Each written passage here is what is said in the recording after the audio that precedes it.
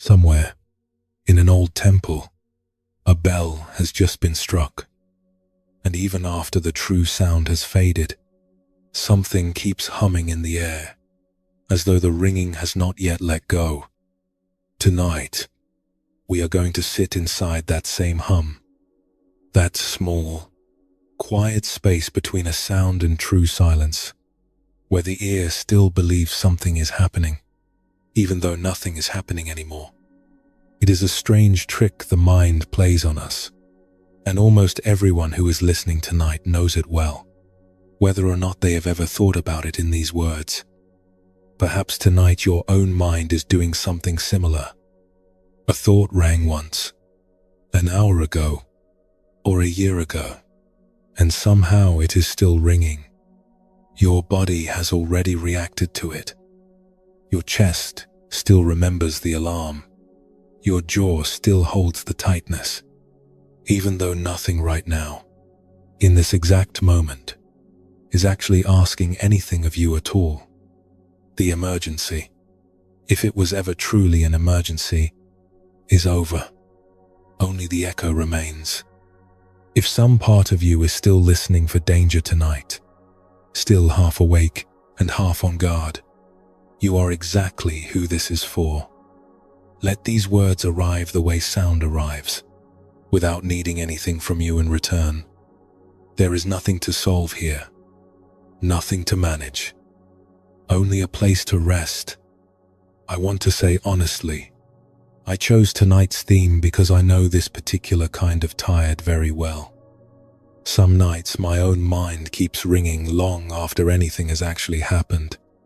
An old conversation, a small mistake, a task already finished.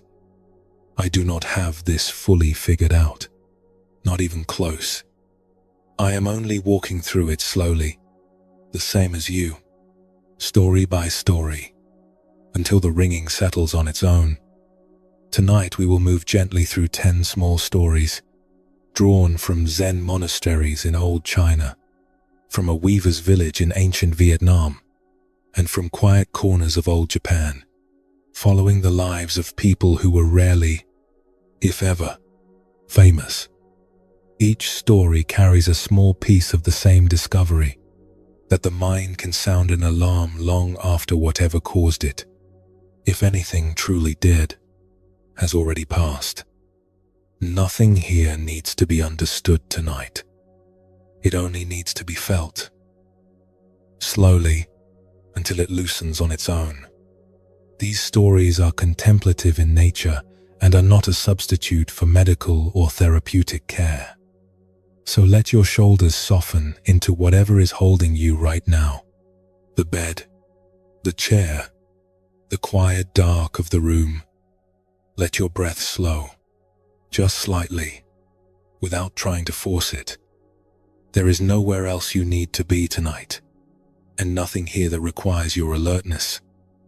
When you are ready, and only when you are ready, we will begin, gently, with the very first small story.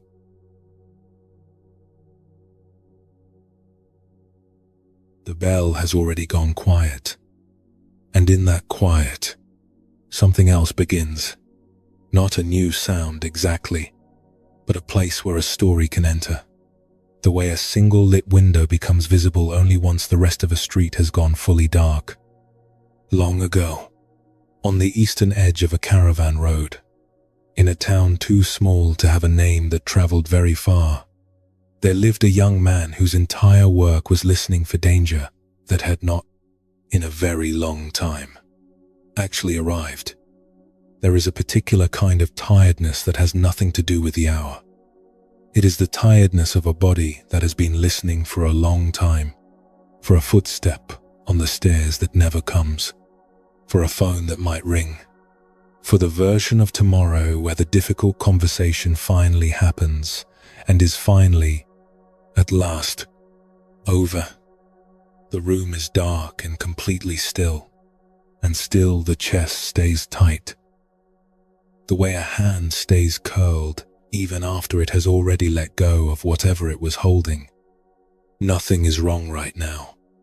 That fact does not seem to matter very much to the part of the body that keeps checking anyway, running one more lap around the same worry, as if enough vigilance might finally be the thing that makes it safe to stop. Think of the small rituals so many people perform without noticing. Checking a door that is already locked, rereading a message that has already been answered, running through tomorrow's difficult conversation for the 5th time, as though a 6th rehearsal will finally make it safe. None of this is foolishness. It is simply an old alarm system, built for a world of sudden and real danger, still doing its work long after most of what it was built to guard against has quietly stopped being a threat at all. There is an old teaching, carried through many generations of Buddhist practice, that suffering is created not only by what actually happens to us, but by the mind's habit of continuing to respond to danger long after the danger itself has passed. The alarm rings once. The mind keeps ringing it. Long ago, in a small trading town at the edge of a caravan road, a young night watchman lived inside this exact teaching without ever having heard it named. And what he discovered, on one ordinary night among many identical nights, changed the way he listened to everything that came after. Far off, a dog barked twice and went quiet again. Closer, somewhere near the caravan yard, a resting camel shifted, and its harness bells gave a small, sleepy clink. And beneath his own hand, the mallet he used to strike the watch gong, its wooden handle worn smooth by more grips than his own, waited for the hour to turn. Han had held this post for 2 years, walking the wall of a small trading town at the edge of the caravan road east of the capital, striking the gong at each of the 5 watches to mark the hours and to tell the sleeping town that all was well. This was the old way of measuring a night, going back longer than anyone in the town could say. Morning bell and evening drum. 5 watches called out across the rooftops so that no one had to wonder what hour it was or whether the streets were being kept.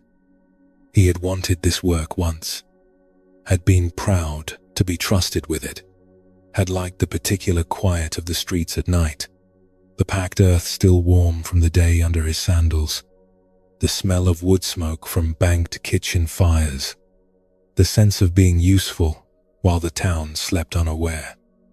He had not expected that the work would teach his body to do something he could not seem to stop it from doing. Every time he struck the gong, he stood afterward and listened. Not for a moment, the way the older watchman did, a brief pause before returning to the walk. He listened for a long time, straining into the dark for whatever might be moving beneath the fading tone, until his shoulders ached from the stillness of it, and his ears rang faintly on their own. He told himself this was diligence. He told himself a good watchman listens carefully. But some nights, walking the same stretch of wall for the 3rd time in an hour, though nothing had ever once been wrong there, he wondered whether there would come a night when the silence after the gong would simply be enough, on its own, without him standing there testing it to be sure. He had spent so many nights guarding the town from what might come that he had never once noticed how much of the danger arrived only after he went looking for it. His mother, who he visited on his rest days, had begun to notice the hollows under his eyes, even on mornings after quiet shifts. His young wife had learned not to speak too suddenly behind him, because he startled now at ordinary sounds. A dropped ladle, a door swinging in the wind, in a way he had not startled during his first year on the wall. One morning she had dropped a wooden bowl on the floor of their small house, an ordinary accident, and had turned to find him already on his feet, breath held, eyes searching the corners of the room for a danger that was, of course, Nowhere at all. She had not said anything. She had simply picked up the bowl and gone back to her cooking. But he had seen, in the half-second before she looked away, something that was not quite fear and not quite sadness, something closer to worry for him that had nowhere to go. He was guarding a town that had not seen real trouble in longer than he had been alive. And still, some part of him kept listening, as though trouble were always one breath away. Old Cao had walked this same wall for 30 years and was finishing his last season before retiring to his son's farm. He moved slower than Han now, but with none of Han's tightness. His shoulders loose, his pace unhurried even during the coldest watches. One night, midway through the third watch, he fell into step beside Han just after the gong had sounded, its tone still fading into the dark above the rooftops. "You still hear it," Old Cao said, "after you have already struck it. Every time." Han glanced at him, unsure what to say. "I am only listening to be sure the town is safe." "Is that the gong still ringing?" Old Cao asked. "Or is that you, checking whether it is safe to stop checking?" Han opened his mouth and found he did not have an answer ready. He had never separated the two questions before. "When I was young on this wall," Old Cao went on, "I believed my listening was what kept the town safe. 30 years, and I have never once caught the danger I was listening for. What I caught, most nights, was only my own ear, refusing to believe the sound had actually stopped." "Then how did you learn to stop?" Han asked. "How did you know it was safe to trust the quiet?" Old Cao considered this for a moment, the way a man considers a question he has been asked many times, but never quite the same way twice. "I did not learn that it was safe," he said. "I learned that my listening was never what made it safe in the first place. The town was already sleeping soundly, whether or not my ear stayed tense past the last note of the gong. My listening was not protecting anyone. It was only keeping me company in a fear that had already finished its work hours, sometimes years, before." They walked in silence for a while, their footsteps the only sound on the packed earth of the wool path. Then Old Cao stopped near the gate tower and nodded toward the gong hanging in its frame. "Strike it once more," he said. "And this time, when the sound starts to fade, let it fade. Do not go looking for what comes after it. There is nothing after it. There is only you, deciding whether to trust that." Han lifted the mallet and struck the gong. The tone rolled out over the sleeping rooftops, rich and full, and then began, as it always did, to thin. He felt the old habit rising in him, the urge to lean into the fading sound, to strain his ear after it into the dark, to be certain nothing followed. He caught himself doing it, and for the first time, he noticed, with a kind of surprise that carried no fear in it at all, that the sound he kept hearing after the true tone had ended was not the gong. It was only the shape of his own listening, the tension in his own ears, continuing on by habit, with nothing left in the night to listen for. The gong had gone fully silent perhaps 10 breaths earlier. Everything since then had been his own doing. He stood very still. Old Cao watched him with the patient, unbothered expression of a man who had made this same discovery himself, decades ago, on a night much like this one. "There it is," Old Cao said quietly, and continued walking.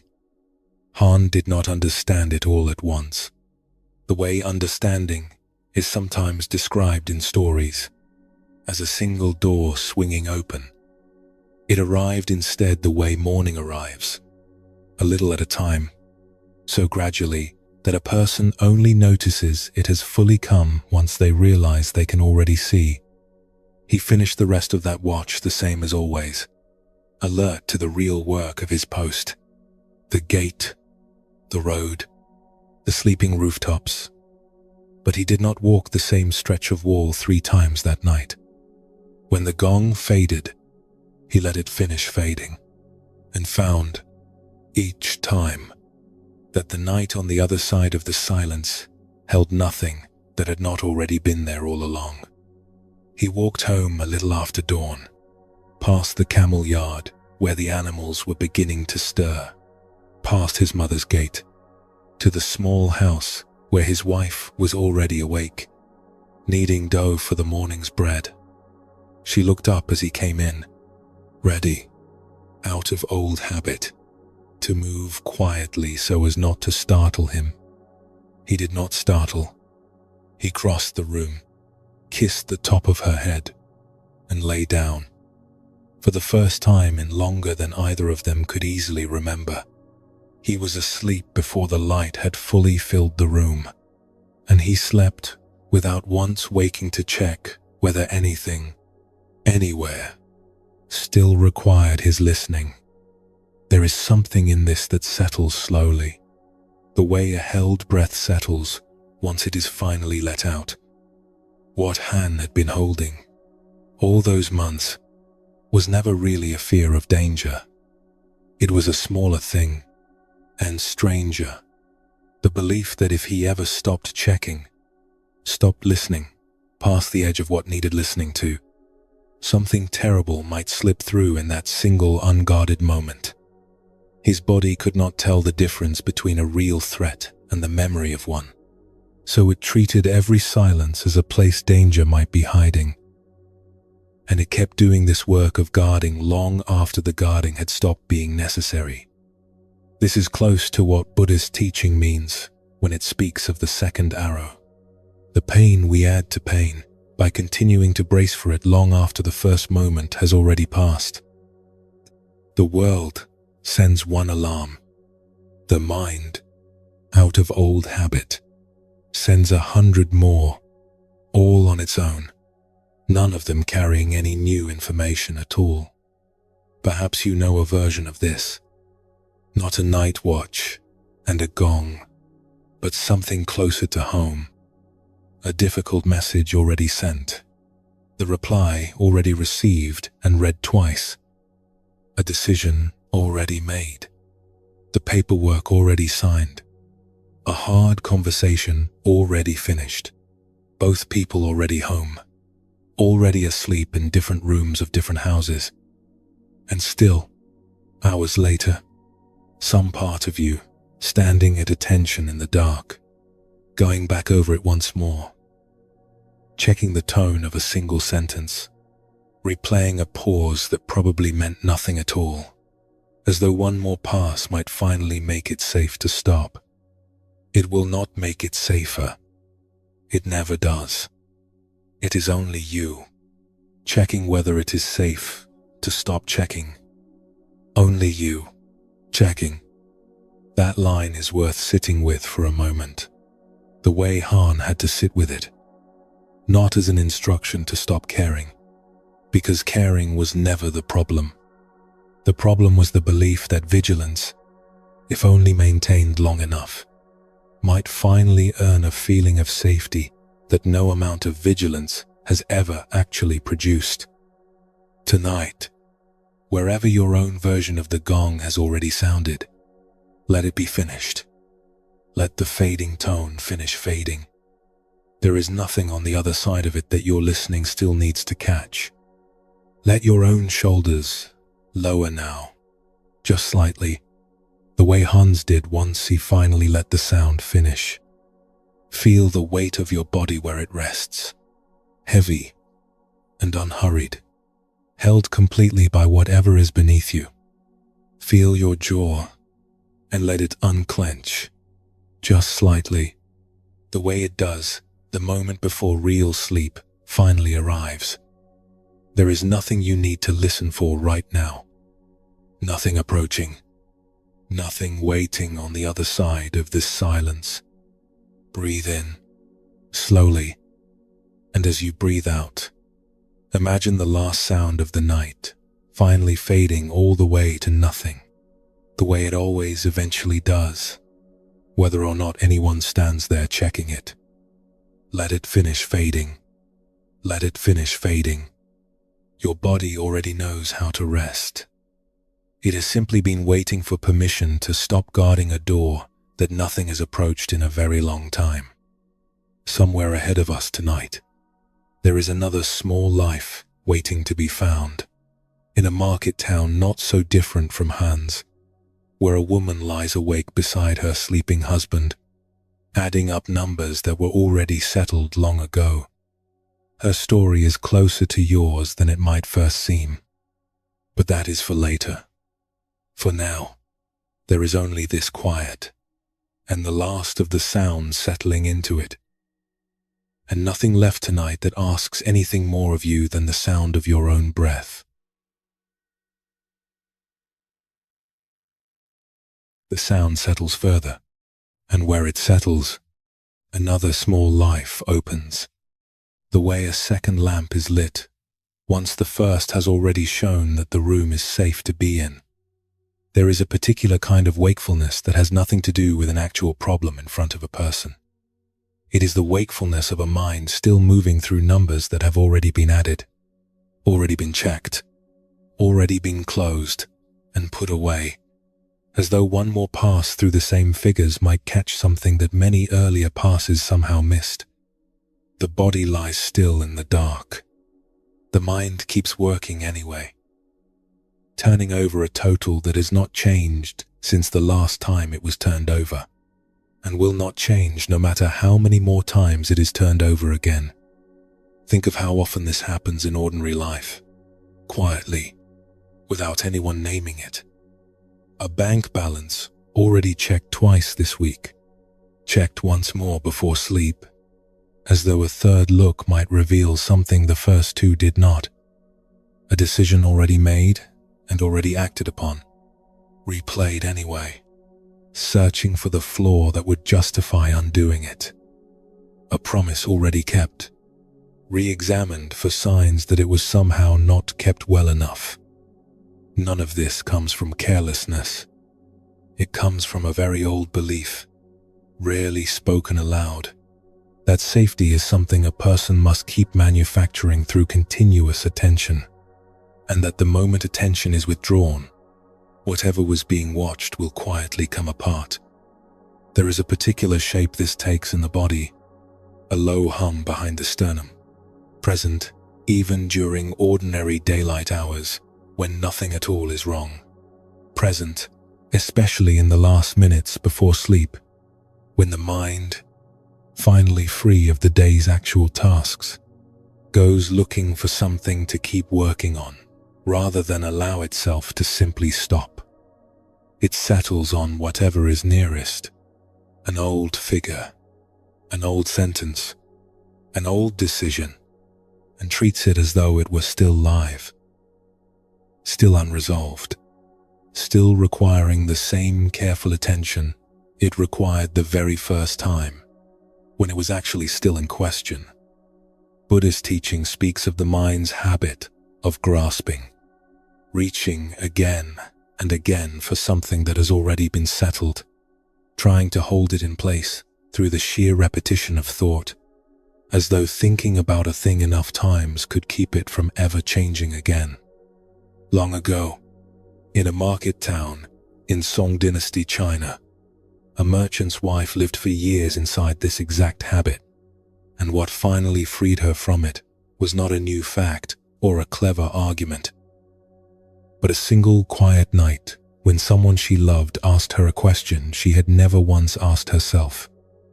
Far off, the town's bell tower marked the last hour before midnight, its tone rolling out over the tiled roofs and then fading into the ordinary sounds of a sleeping street. A shutter settling, a dog turning over on a doorstep. Closer, in the small room behind the shop, an oil lamp burned low, its flame trembling slightly in a draught from the window, and beneath her own hands, the smooth wooden counting rods, arranged in careful rows across the board. Too familiar to her fingers, the way prayer beads are familiar to fingers that have held them for years. May had kept the accounts for her husband's grain trade since the year they were married, and she was good at it, better than he was, quick with figures in a way that had once made her father proud and now made her useful to the household in a way she took real satisfaction in. Her father had taught her the counting rods himself, before she was old enough to be married, sitting beside her at his own low table in the evenings while her brothers were sent out to play, telling her that a clear head for figures was worth more to a household than most people understood. She had believed him then, and she believed him still.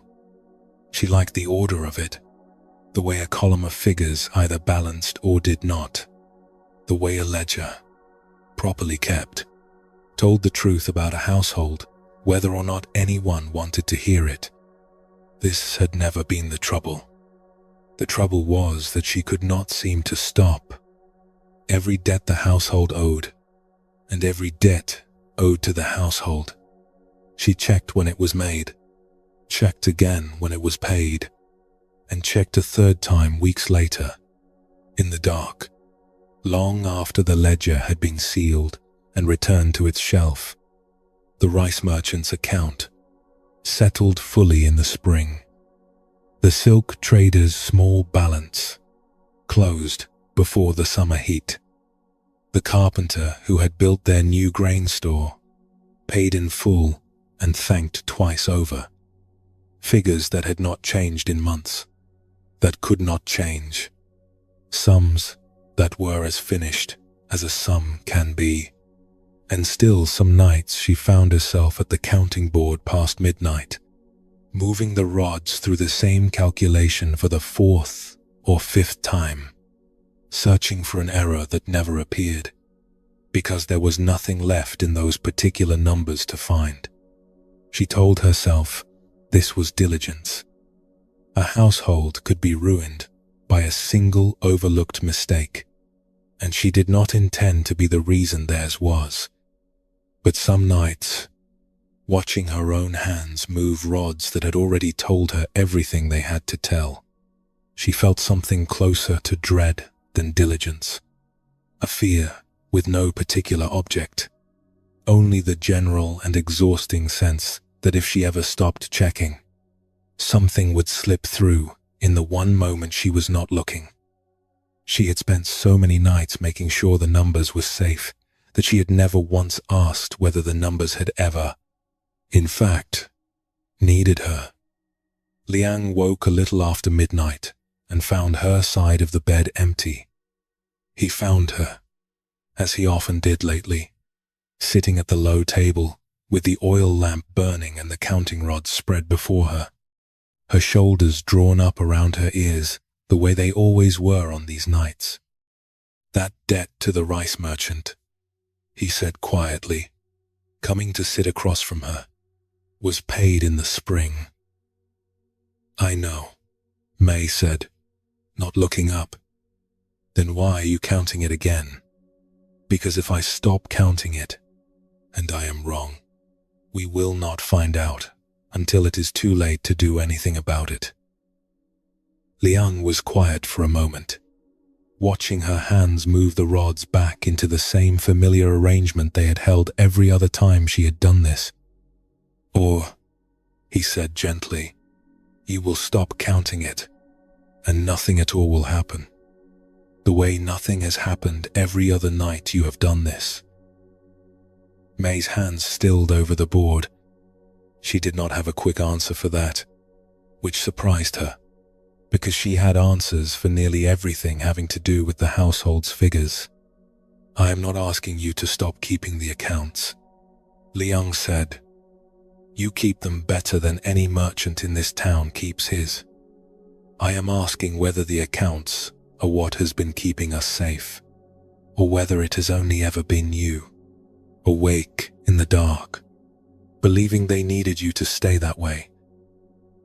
If I stop, May said, and her voice had less certainty in it now than it had a moment before, and something goes wrong, it will be because I stopped.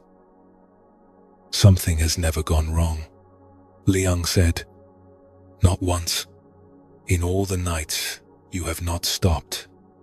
What if that was never because of the checking? What if it was simply because there was nothing wrong to find?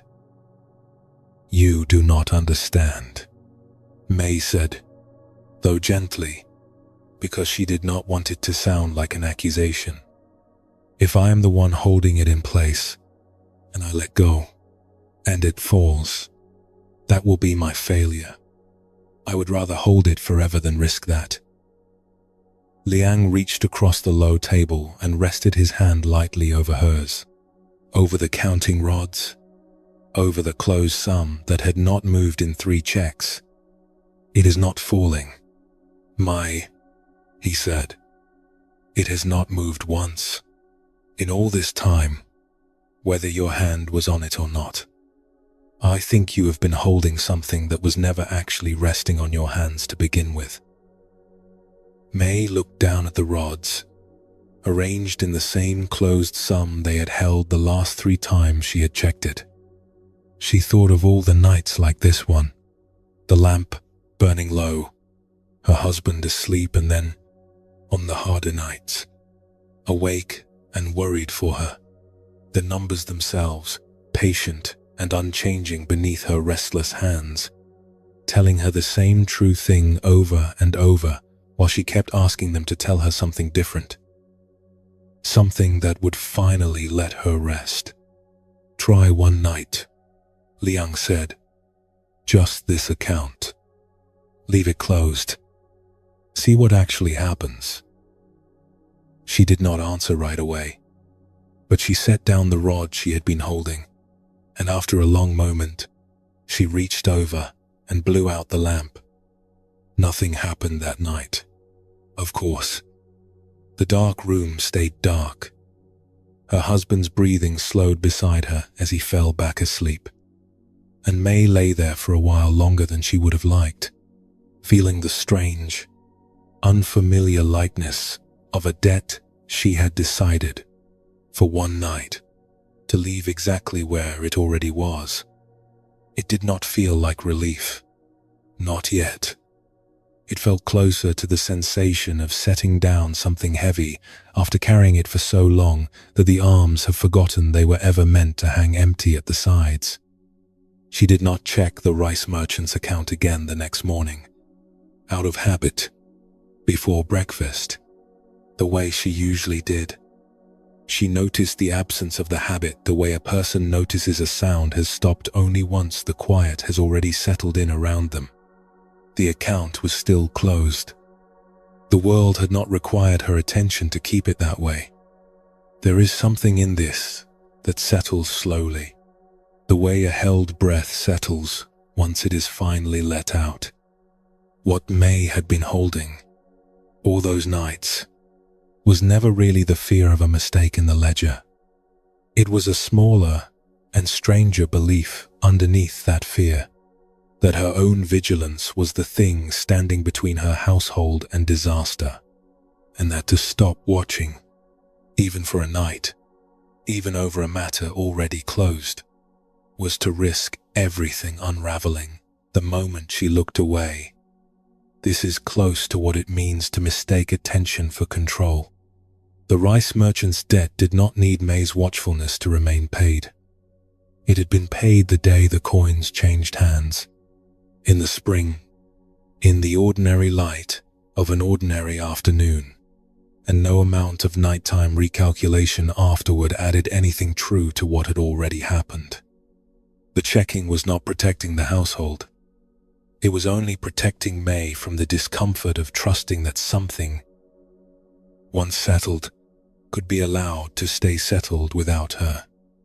Perhaps you know a version of this. Not a ledger and counting rods, but something closer to home. An old disagreement, resolved months ago, that some part of you still quietly reargues in the shower or on a long drive. An apology already given and already accepted, replayed anyway for signs that it did not quite land. A choice already made, the consequences of which have already come and gone peacefully, and still some part of you stands guard over it at night. As though standing guard were the reason it turned out well. It was never the reason. It never is. Nothing has gone wrong. There is a quiet arrogance hidden inside constant vigilance, though it rarely feels like arrogance from the inside. It feels like love, like responsibility, like the simple refusal to be careless with something that matters. But underneath it is often a belief that the world requires a person's unbroken attention in order to keep behaving the way it was already, on its own, going to behave. The sun does not need to be watched to rise. A paid debt does not need to be recounted to remain paid. And a person who has already done the difficult, careful work of settling something does not need to keep proving, night after night, that the settling was real. That line is worth letting land fully, the way it finally landed for May. Not because vigilance is foolish, and not because care for the people we love does not matter. It matters enormously. But there is a difference between caring for something and refusing to let it rest. And the second one rarely comes from love. It comes from the belief that peace has to be earned again every single night, through the same tired arithmetic, rather than simply being received. The way a debt already paid is simply, quietly, already paid. Let your own hands rest now, wherever they are, the way May's hands finally rested on the closed counting board. Feel the particular heaviness of fingers that have been holding something for a long time and are only now realizing they are allowed to open. There is nothing you need to recalculate tonight. Nothing that requires one more pass, one more check, one more careful count before it can be trusted to stay where it already is. Breathe in slowly, and as you breathe out, imagine setting one closed account down, gently, on a shelf where it can simply remain closed, needing nothing further from you at all. Let it stay closed. Let it stay closed. Somewhere ahead of us tonight, there is a smaller life still to come. A young monk in a monastery scriptorium, certain that a single drop of ink has ruined more than it ever actually could. His fear and May's fear are close cousins, though neither of them would recognize the other's face. For now, though, there is only this room, this closed account, this permission to let something finished stay finished, and nothing left tonight that asks you to check it again.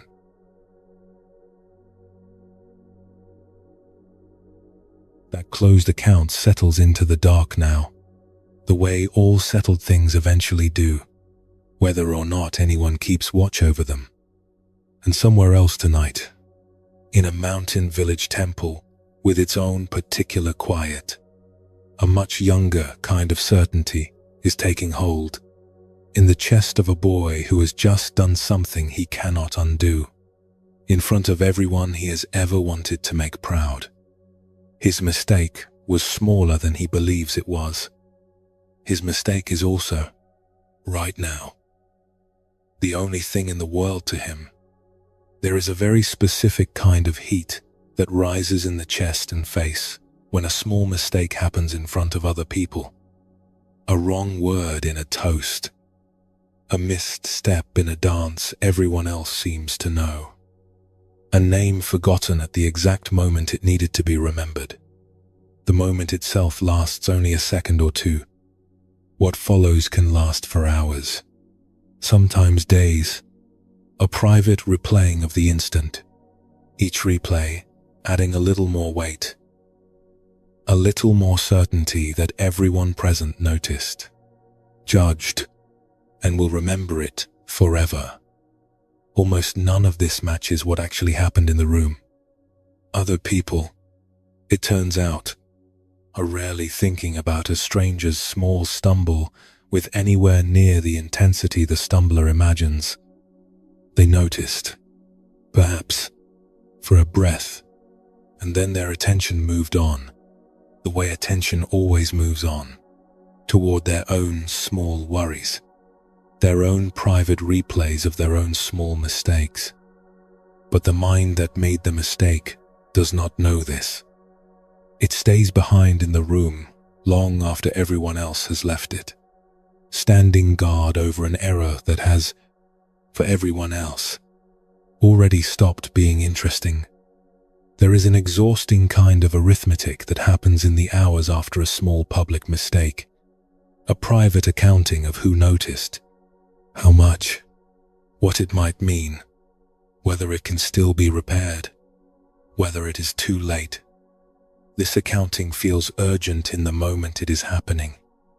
It rarely produces anything except a longer night and a more tired morning, because the sum it is trying to calculate was never really about the mistake at all. It was about a much older fear, that a single, visible flaw might finally reveal something the person has always secretly suspected about themselves. There is a teaching, old and simple, that a moment, once it has passed, has no power over the moment that follows it, except for whatever power the mind chooses to hand it. The chant continues. The ceremony continues. Only the mind insists on staying behind at the place where the mistake happened, as though standing there long enough might somehow change what already occurred. In a mountain village in Korea, during the Joseon period, a young monk learned this the hard way. On an afternoon that mattered a great deal to him, and in a manner he did not expect. Far off, beyond the temple's outer gate, a stream moved over stones with a steady, unhurried sound. Closer, inside the crowded main hall, the low murmur of the gathered village settled into stillness as the ceremony began, and beneath Bao's own hand, the wooden striker he held, waiting for his turn to keep the rhythm of the chant, felt suddenly heavier than it had in every practice session leading up to this day. The village elder, being honored that afternoon, had died 49 days earlier, and the temple was marking the day his spirit was believed to move on, a ceremony that required careful chanting, precise timing, the whole hall moving together through verses that had been recited in temples like this one for longer than anyone present could say.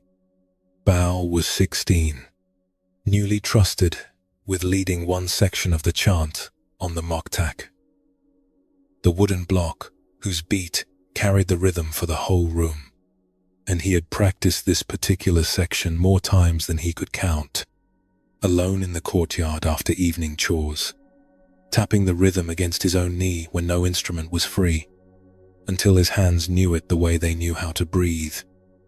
He wanted, more than almost anything, to do this correctly, for the sake of the family grieving in the front row, and for the sake of Master Hyun, who had trusted him with it, and, if he was honest with himself, for the sake of proving to the older monks that he was ready to be trusted with more. For most of the chant, he did exactly that. His beat was even, his voice steady beneath the older monk's deeper tones. Then, partway through a verse he knew perfectly well, his mind, for no reason he could identify, went blank for half a beat. He caught himself and rejoined the rhythm almost instantly, the gap barely long enough to notice, but he had noticed it, with the total, magnified clarity of someone whose entire attention is fixed on a single instant. And from that moment onward, he was no longer chanting. He was standing outside himself, watching the mistake happen again and again, certain that everyone in the crowded hall had heard it, certain that he had disrespected the dead man's memory, certain that Master Hyun, seated near the front, had marked it as a failure that could not be undone. He finished the ceremony. His hands did the correct motions. His voice produced the correct sounds. But none of it felt real to him. He had spent the rest of the ceremony guarding a mistake no one else in the hall was still holding, the way a man might keep his hand pressed to a wound that had already quietly closed. Afterward, as the hall emptied and the family gathered outside to share a meal in the elder's memory, Bao found Master Hyun near the temple's side door. "I made a mistake," Bao said, before the older monk could speak. During the second verse, "I lost the rhythm." Master Hyun considered this for a moment. Who do you think heard it? Everyone. The whole hall. "I was standing beside you," Master Hyun said. "I heard a beat return, half a breath late, and then continue exactly where it belonged.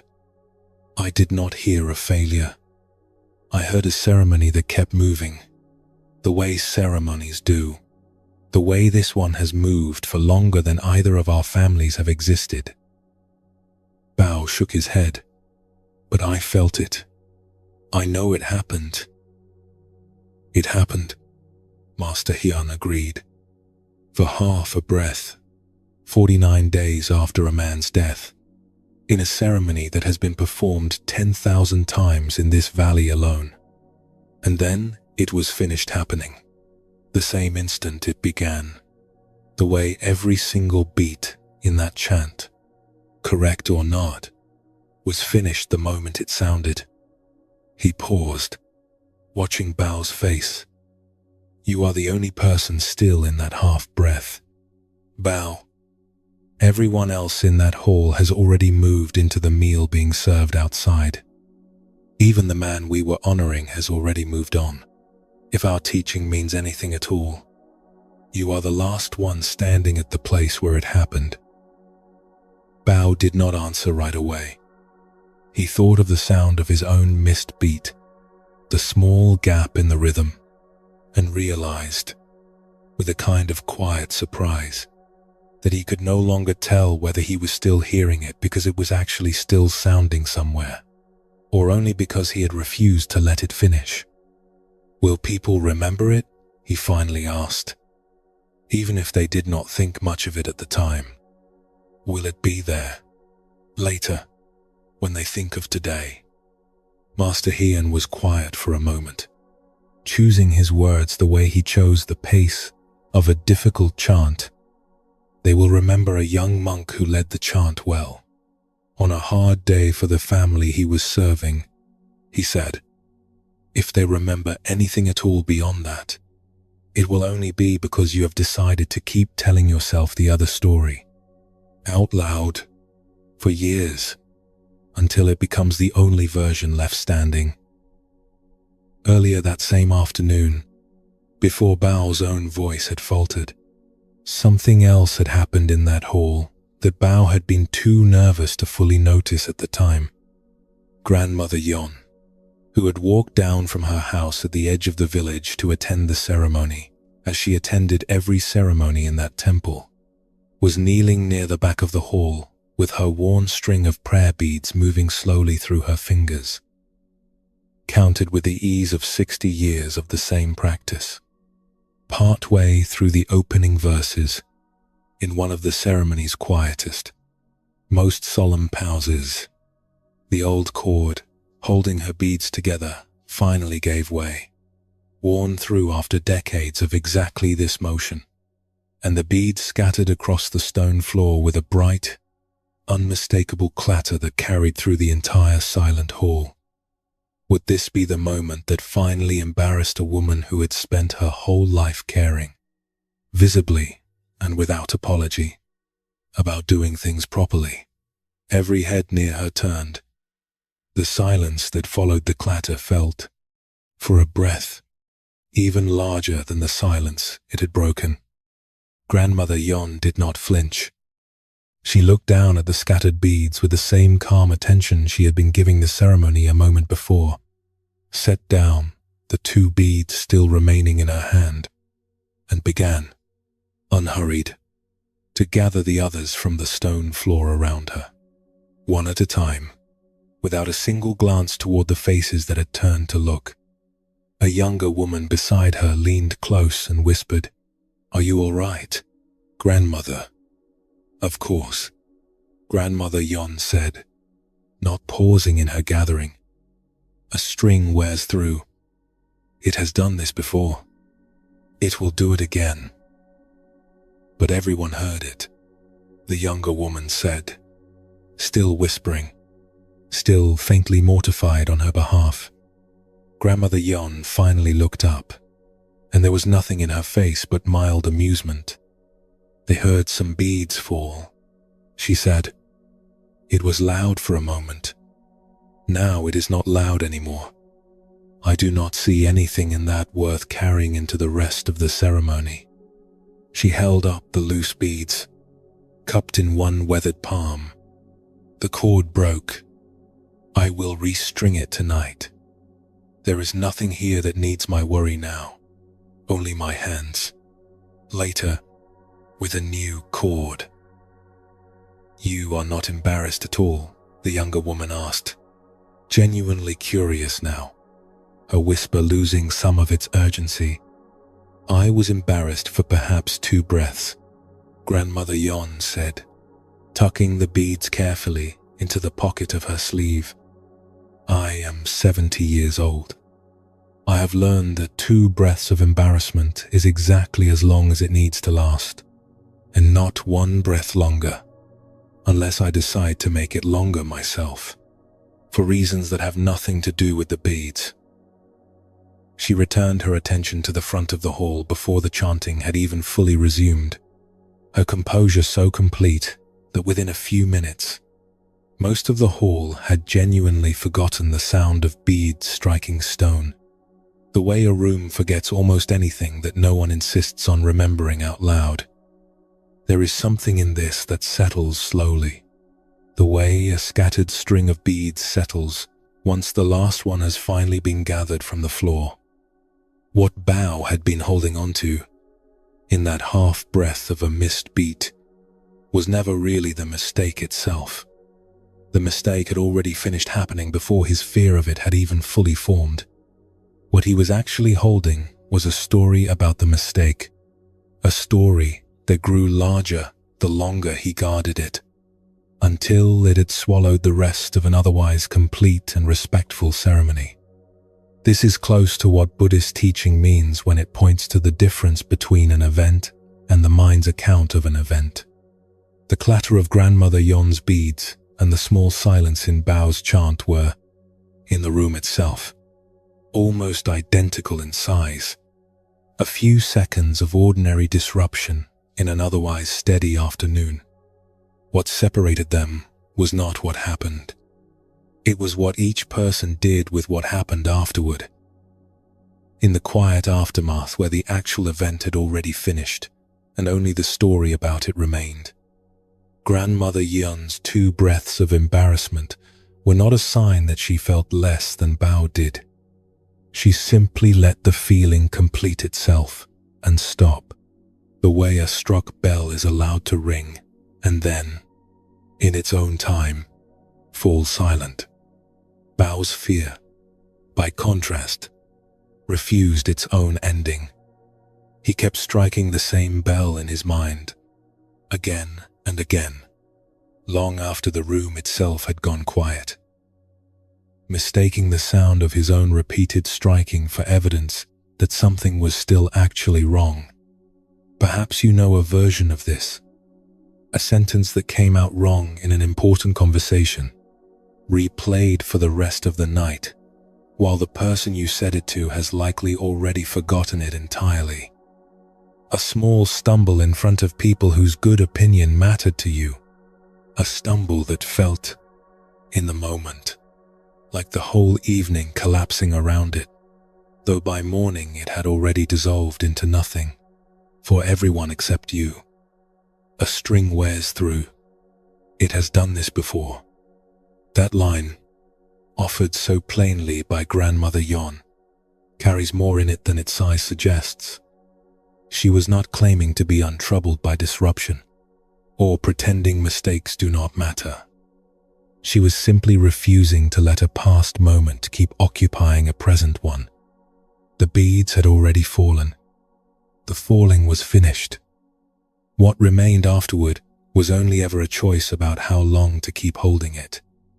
Let your shoulders soften now, the way Bao's finally did, standing near the temple's side door, with his teacher's words settling into him more slowly than the words themselves had taken to say. Feel whatever small mistake your own mind might still be quietly guarding tonight, whatever half-missed beat, whatever wrong word, whatever moment you have kept more alive than the room around you ever asked you to. Let your breath slow, and as you breathe out, imagine setting it down, gently, the way beads are gathered from a stone floor, one at a time, without hurry, without judgment. Simply return to where they belong. It is finished happening. It is finished happening. Your mind does not need to keep standing guard at a place that everyone else, and perhaps even the moment itself, has already quietly left behind. Somewhere ahead of us tonight, there is a very old question waiting to be asked, in a small monastery courtyard, by someone who has convinced himself that not knowing the answer immediately is itself a kind of danger. His story, like Bao's, like Grandmother Yun's, is closer to yours than it might first appear. For now, though, there is only this quiet hall, this scattered string finally gathered, and nothing left tonight that requires you to keep guarding what has already, on its own, come to rest.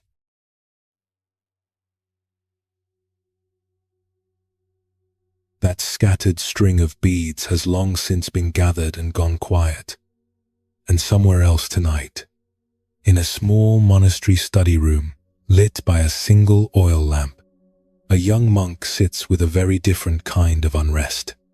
Not the memory of a mistake already finished, but a question that has not yet been answered, and that he has decided, without quite admitting it to himself, cannot be allowed to remain unanswered for one more night.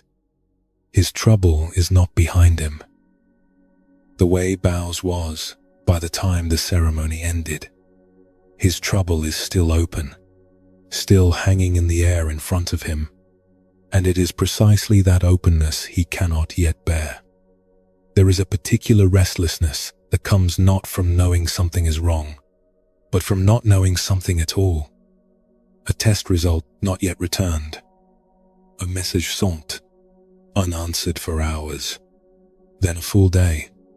The mind checking again and again, as though checking harder might make the reply arrive sooner. A decision still pending. A job offer. A diagnosis. A conversation someone else has promised to have and has not yet had. And in the meantime, nothing to do but wait. Which turns out to be one of the few things the anxious mind is worst at doing. The strange thing about this particular unrest is that it rarely has anything real to do while waiting. There is no task, no action, nothing to fix. And so it invents one. It runs through every possible outcome, prepares responses to conversations that have not happened yet, rehearses grief for losses that have not occurred and may never occur, simply because doing something, even something imaginary and useless, feels less unbearable than doing nothing at all while an answer takes its time arriving. There is a certain pride, too, hidden inside this restlessness, though it rarely announces itself as pride. It is the quiet belief that if a mind simply works hard enough at an uncertainty, turns it over enough times, examines it from enough angles, it can force clarity to arrive ahead of schedule. Most of the time, this labor produces nothing except a tired mind and an uncertainty that has not moved an inch, exactly where it was before the labor began, patiently waiting for its own time to resolve, indifferent to how many hours were spent trying to rush it. There is a teaching that says suffering often comes not from difficulty itself, but from the mind's inability to remain, even briefly, in a state of not knowing. Certainty, even bad certainty, can feel more bearable than no certainty at all, which is part of why a mind under enough pressure will sometimes manufacture a frightening answer simply to escape the discomfort of having no answer whatsoever. Long ago, in a small monastery in Tang Dynasty, China, a young monk named Wei was given a single unanswerable question by his teacher, and for many weeks it nearly cost him his sleep entirely, until he discovered something about the question that had nothing to do with answering it. Far off, beyond the study room's paper window, an owl called once and went silent. Closer, in the courtyard, the last of the evening's incense, smoke curled and thinned into the cool night air. And in front of Wei, on the low writing table, the oil lamp's flame bent slightly in a draught, throwing his shadow long and unsteady across the wall behind him. The same shadow he had watched for many nights now, while sleep refused to come. 6 weeks earlier, his teacher had given him an old case to sit with, one Wei had heard whispered about among the older students long before it was ever given to him directly. It is as though you are hanging from a tree branch, gripping it only with your teeth, unable to reach it with your hands or your feet. Someone stands beneath the tree and asks you a question. If you answer, you open your mouth and fall to your death. If you remain silent, you have failed the one who asked. What do you do? Wei had approached it the way he approached everything, with diligence and an appetite for the correct answer. He had turned the question over in his mind during meals, during sweeping, during the long hours of sitting meditation that were meant to quiet exactly this kind of turning. He had tried a dozen clever responses, each one collapsing the moment he examined it closely, each failure convincing him more thoroughly that the answer existed and that he alone was simply too slow, too dull, too lacking in whatever quality the older students possessed, to have found it yet. He had begun to dread the question the way a person dreads an unhealed wound they cannot stop probing, and still he probed it, night after night, certain that somewhere inside it was a door he had simply not yet found the shape of. He watched the other students at meals, wondering which of them had already been given this same case in years past, wondering whether they had solved it in a single evening while he had now carried it, unsolved, through the turning of an entire season. He had stopped sleeping through the night sometime in the 2nd week. By the 4th week, he had begun waking well before the dawn bell, lying in the dark, running through the same handful of failed answers, as though repetition alone might eventually wear a groove deep enough for a real one to fall into. He had also begun to believe, though he would not have said this aloud, that his inability to answer meant something was wrong with him specifically, that other students given this same case had likely solved it by now, that his teacher's patience was a kind of quiet disappointment he had not yet been allowed to see directly. That night, unable to sit still with it any longer, he went to his teacher's quarters, later than students were meant to visit, and found the old monk awake, reading by a lamp much like his own. "I still do not have an answer," Wei said, and his voice carried more exhaustion than he had intended to show. His teacher set down the text he had been reading. "Do you think there is an answer waiting somewhere for you to find it?" "There must be," Wei said. "Why else would you have given it to me?" "I gave it to you," his teacher said, "not so that you would find a way down out of the tree. I gave it to you so you would learn how to hang there a while longer, without rushing to fall into an answer too soon just to end the discomfort of hanging." Wei felt something in his chest tighten, close to frustration. "But I cannot hang there forever. I cannot sleep. I cannot sit through morning meditation without my mind circling back to it before the incense has even finished burning." "You are not being asked to hang there forever," his teacher said gently. "You are being asked to notice that you can hang there for tonight, without your teeth giving out, without falling, without the disaster you keep expecting to happen the moment you stop straining toward a solution. The tree has held you for 6 weeks already. It is not the question that has been exhausting you, Wei. It is your refusal to simply be in the tree without also, at every moment, trying to already be out of it. But how will I know when it is time to answer? If I stop reaching for it, you will not know in advance," his teacher said. "That is precisely what makes it difficult, and precisely what makes it worth sitting with. An answer that arrives because a mind finally stopped forcing it tends to look nothing like the answers a mind manufactures out of sheer, exhausted determination. You have been trying to produce a solution the way a merchant produces a ledger, through effort and repetition. This is not that kind of question." Wei sat with this for a long moment, the lamp between them burning low. "Then what do I do with the question?" "Nothing. Tonight," his teacher said. "Let it hang there with you. It does not require solving before you are permitted to rest. It has already waited 6 weeks. It can wait through one ordinary night without your teeth locked around it quite so hard." Wei walked back to his own quarters slowly, the question still present in his mind, unanswered, exactly as it had been an hour earlier.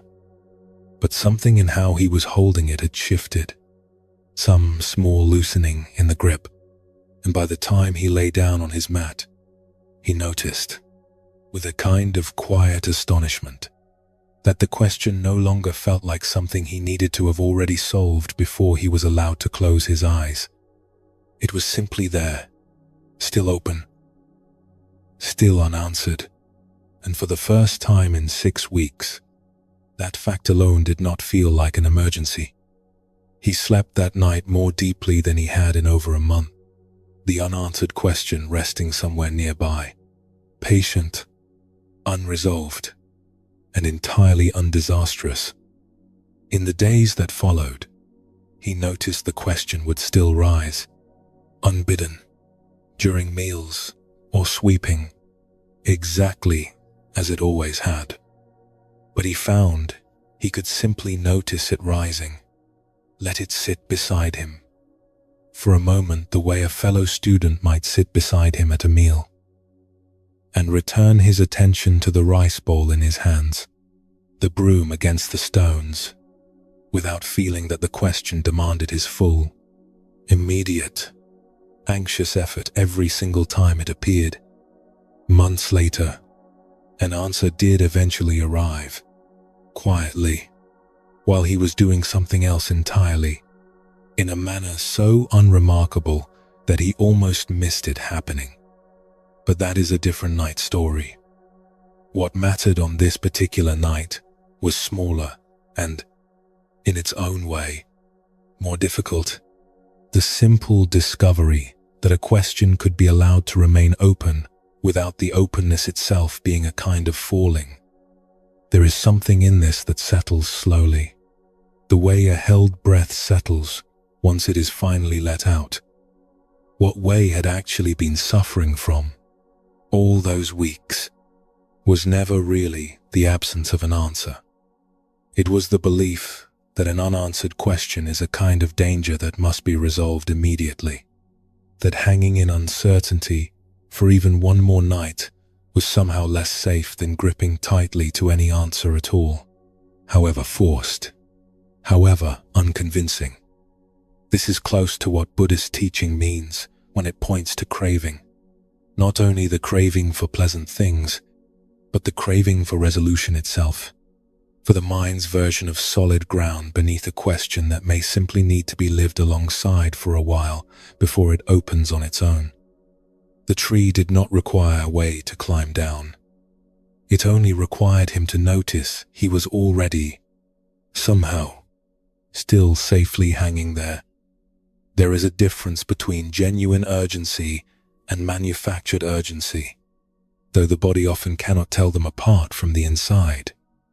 Genuine urgency has a shape, a next action, something concrete to do. Manufactured urgency, the kind that kept ways circling the same unanswered question night after night, has no next action available at all, only the felt sense that something must be done, right now, immediately, even when nothing whatsoever remains to be done until more time has simply passed. Learning to recognize which kind of urgency is present in a given moment is itself a quiet, patient practice, one that Wei was only beginning to learn on the night his teacher finally told him to stop climbing. Perhaps you know a version of this, a message left unanswered that your mind keeps drafting replies to, though no reply has been requested of you tonight. A decision still pending, somewhere outside your control, one you keep rehearsing outcomes for, as though enough rehearsal might finally force an answer to arrive early. A part of your life that is, right now, simply unresolved. A friendship whose current state you cannot quite name. A symptom whose cause has not yet been explained. A future arrangement that has not yet been confirmed, and that your mind insists on treating as an open wound, requiring immediate attention rather than a question that is, for tonight at least, allowed to remain exactly as open as it actually is. It has already waited this long. That line is worth letting settle the way it settled for Wei. Not as permission to stop caring about the answer when it finally does arrive, but as permission to stop treating its absence, tonight, as a crisis that only your continued straining can prevent. Let your own grip loosen now, wherever you have been holding on too tightly to something that has not yet resolved. Feel your jaw soften, your hands unclench where they rest. The way Wei's did once, he stopped trying to already be out of the tree. Feel the mattress or the blanket holding your weight completely. The way the branch, in its own strange way, had been holding him all along without once actually letting him fall. There is nothing you need to solve before you are allowed to rest. Nothing waiting on the other side of sleep that requires an answer from you tonight. Breathe in slowly, and as you breathe out, imagine the branch holding you exactly as it has been holding you all along, without strain, without falling, without needing anything further from you at all. Let it stay unanswered. Let it stay unanswered. Your mind does not need an answer tonight in order to rest. It only needs to notice that it has already been resting, quietly, in the not knowing, for longer than it realized.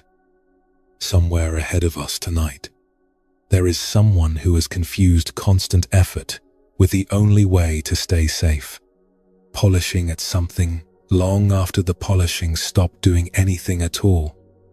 His story, likewise, is closer to yours than it might first appear. For now, though, there is only this quiet room, this unanswered question resting nearby, and nothing left tonight that asks you to climb down before you are ready.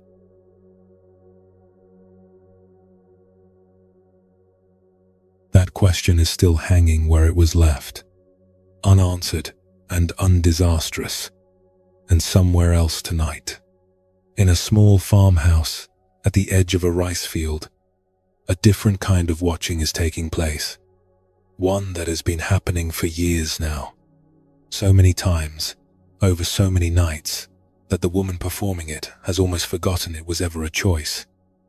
There is a particular exhaustion that comes from believing your attention is load-bearing, that something you love will only remain safe for as long as you continue to actively watch over it. This shows up in small ways, more often than large ones. A hand that keeps checking a phone for a reply from someone who is, in fact, perfectly fine. A parent who cannot fully relax at a gathering until every child in their care has been visually accounted for. Again, for the fourth time in an hour. A person who reads back through an old text conversation before sleep, not because anything is wrong, but because some part of them believes that stopping the reading might allow something to go wrong. This kind of watching rarely announces itself as fear. It usually feels like love, like responsibility, like simply being a careful and devoted person. And in small doses, it often is exactly that. But there is a point, easy to miss from the inside, where watching stops adding any actual protection and starts only costing the watcher their own rest, while the thing being watched continues on, entirely unaffected by whether anyone is looking at it or not. The body does not always know the difference between a real, present danger and the memory of one long past. A single frightening night can teach the nervous system a habit that outlives, by years, the actual danger that created it. The habit continues on its own momentum, independent of any new evidence, requiring the person carrying it to keep proving, over and over, that everything is still fine, when everything has, in fact, been fine for a very long time. There is a teaching that speaks of the difference between wise attention and anxious vigilance, the first arising from clear seeing, the second arising from fear that has convinced itself it is a form of care. Long ago, in a farming village in Japan, a mother learned to tell the two apart, though it took her the better part of a decade, and a conversation with her husband's mother, late one night, to finally see the difference clearly. Far off, beyond the farmhouse's thin walls, a night bird called from somewhere near the rice paddies and went quiet. Closer, in the next room, the soft, even breathing of 3 sleeping children moved through the dark like a slow and steady tide. And beneath Kyo's own bare feet, the cool wooden floor of the hallway, worn smooth in a particular path from years of the same nightly walk, from her sleeping mat to the children's room and back again. Sometimes twice in a single night, sometimes 4 or 5 times, depending on how loudly her own mind had been speaking to her that evening. It had started, as these things often do, with a real and frightening night. Her youngest had burned with a fever so high, so suddenly, that Kyo had sat beside her through until dawn, pressing cool cloths to her forehead, terrified in a way she had never been terrified before or since, listening to every small change in the child's breathing, as though her own attention were the only thing standing between the fever and something far worse. The fever broke by morning. The child recovered fully, grew steadily afterward, showed no lasting mark of that night at all. But something in Kyo had not recovered in quite the same way. From that night forward, she found herself rising, again and again, to place a hand near each child's mouth, to watch for the small rise and fall of a chest in the dark, to reassure herself, one more time, that whatever had happened that terrible night was not happening again in the silence of an ordinary one. Years had passed since then. The children had grown from infants into the particular sturdy solidity of healthy village children, running through the fields all day, eating heartily, sleeping the deep, uninterrupted sleep that only genuinely healthy children sleep. Kyo herself had grown thinner in that time, her days marked by a low, persistent tiredness that she attributed to the ordinary demands of farm life, never quite connecting it to the many small hours she gave away each night to a hallway that had, by any honest accounting, nothing left to reveal to her. And still, she rose most nights, sometimes twice, sometimes more, moving down the worn hallway in the dark, listening, checking, reassuring herself of something that had not actually been in question for years. Her husband, Izao, slept through most of these nightly rounds, exhausted from the day's work in the fields, though he had noticed, in the mornings, the deepening tiredness in his wife's face, the way she moved through her own daytime tasks with a heaviness that had nothing to do with the tasks themselves. It was his mother, Tomi, visiting from the neighboring village for the autumn harvest, who finally said something on the second night of her stay. Having woken to the quiet sound of Kyo's feet on the hallway floor for what Tomi suspected was not the first time that night, she found Kyo standing in the doorway of the children's room, watching the middle child's chest rise and fall in the dim light from the hall. "You do this every night," Tomi said quietly. Not a question. Kyo startled slightly, then softened, recognizing her mother-in-law's voice. "Most nights," she admitted. "I want to be sure they are breathing well." "And are they?" "Yes, they always are." "Every time you have checked," Tomi said, moving to stand beside her. "In all these years, have you ever once found a night when the breathing was not there? When your checking caught something that would otherwise have gone unnoticed until it was too late?" Kyo was quiet for a long moment. "No," she finally said. "Not once. Not since the fever." "Then may I ask you something? And I hope you will forgive me for asking it so plainly. If your checking has never once caught anything in all these years, what do you believe it is actually doing?" "If I stop," Kyo said, and her voice had less certainty in it now than a moment before, "and something happens, it will be because I stopped watching for it." Tomi was quiet for a moment, choosing her words carefully. "You believe your watching is what keeps them breathing," she said gently. "I understand why you believe this. That fever was a terrible night, and terror leaves the body with strange habits that the mind does not always agree to unlearn quickly. But listen to what you are actually saying, Kyo. You are saying that if you had not walked down that hallway tonight, your daughter's lungs might simply have stopped working on their own, for no reason at all, purely because your eyes were not upon them. Do you truly believe the body works this way? When you say it like that, it sounds foolish." "It is not foolish," Tomi said. "It is fear, wearing the clothing of vigilance, and fear is rarely foolish from the inside. But your daughter's lungs do not require your witness in order to continue their work.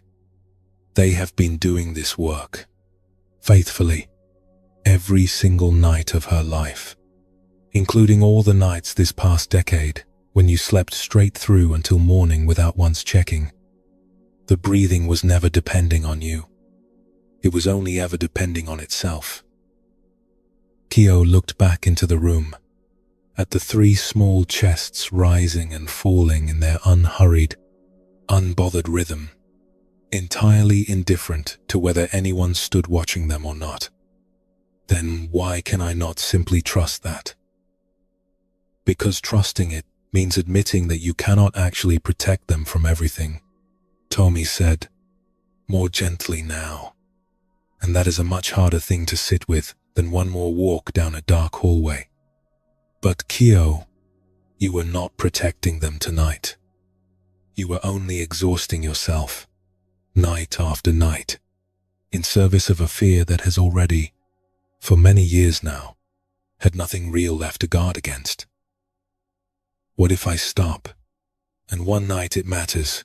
Kyo asked, quietly, the fear beneath the question finally spoken plainly. Then you will do then what any mother does when something is genuinely wrong.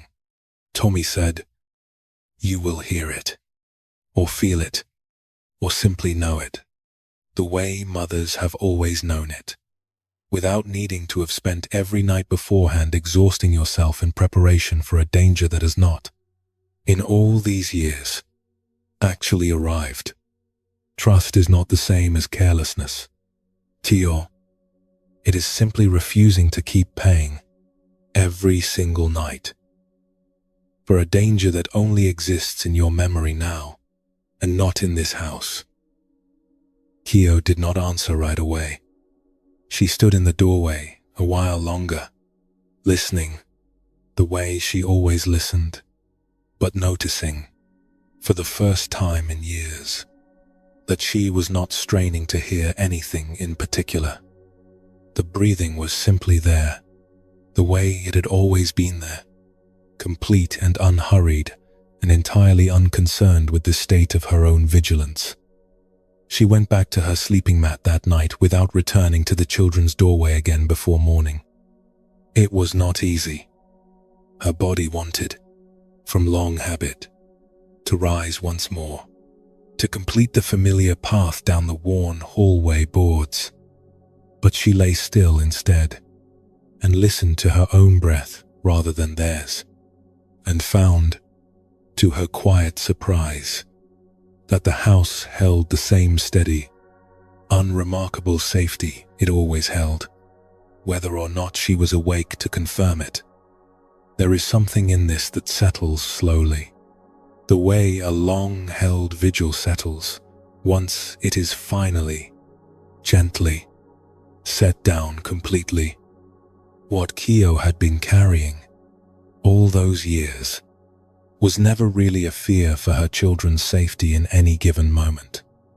It was the unexamined belief that her own wakefulness was somehow load-bearing, that the ordinary, faithful functioning of 3 healthy bodies depended on her continued witness of it. This is a very heavy thing to carry, and a very common one, and it rarely announces itself honestly. It calls itself devotion. It calls itself responsibility. It rarely calls itself what it actually is, which is fear that has not yet been allowed to finish its work and rest. This is close to what Buddhist teaching means when it distinguishes between genuine care and anxious attachment. Genuine care sees clearly, acts when action is needed, and rests when it is not. Anxious attachment cannot tell the difference between the two states, and so it remains active at all times, exhausting itself in defense of things that were never actually under threat, mistaking its own constant strain for evidence of love. There is a quiet, unspoken belief underneath many nights like the ones Kyo had been living, that a mother's love can be measured by how little she allows herself to rest. This belief is rarely spoken aloud, and it is rarely examined, and it costs an enormous amount, night after night, while producing nothing the children themselves will ever know to thank her for, since they were sleeping soundly the entire time, entirely unaware that anyone had been standing in the doorway at all. Perhaps you know a version of this. A habit of checking on someone you love, A phone left face up on the nightstand in case of a message that never comes. A mental review of everyone's whereabouts and well-being performed every hour on the hour, long after any of them have shown a single sign of actually needing that review. The checking feels like care. Often, it is only fear, doing its old and tiring work, convinced that stopping would be the same as stopping to love. It was never depending on you. That line deserves to be sat with the way Kyo finally sat with it, not as a dismissal of how much she loved her children, but as a gentle correction to what her love actually required of her. Loving someone does not mean staying eternally, exhaustingly vigilant on their behalf. Sometimes it means trusting that they, and the world holding them, can continue breathing steadily through the night without your witness confirming it hour by hour. Let your own body settle now, the way Kyo's finally settled onto her sleeping mat, still and unhurried. Feel wherever you have been, holding a private, quiet vigil tonight, over someone you love, over a situation you cannot fully control, over your own body and its small, faithful, continuing rhythms. Let your shoulders lower. Feel the backs of your legs, your lower back, the places that carry tension without you fully noticing until you finally stop asking them to stand guard. Let your breath find its own pace without your supervision, the way it has been finding its own pace every single night of your life, with or without your attention upon it. Breathe in slowly, gently, without effort. And as you breathe out, imagine setting down one small, exhausting vigil, gently, the way a person finally sets down a lantern they have been carrying so long they forgot their hand could open. It was never depending on you. It was never depending on you. Whatever you have been standing guard over tonight has likely been holding itself steady this entire time, quietly, faithfully, without needing your exhaustion as its proof. Somewhere ahead of us tonight, there is a much smaller life still to come, a single thread on a loom in a quiet village, and a young weaver convinced that one flaw within it has ruined everything the thread was ever meant to become. Her story, like Kyo's, is closer to yours than it might first appear. For now, though, there is only this dark hallway, this steady breathing, and nothing left tonight that requires your witness in order to continue.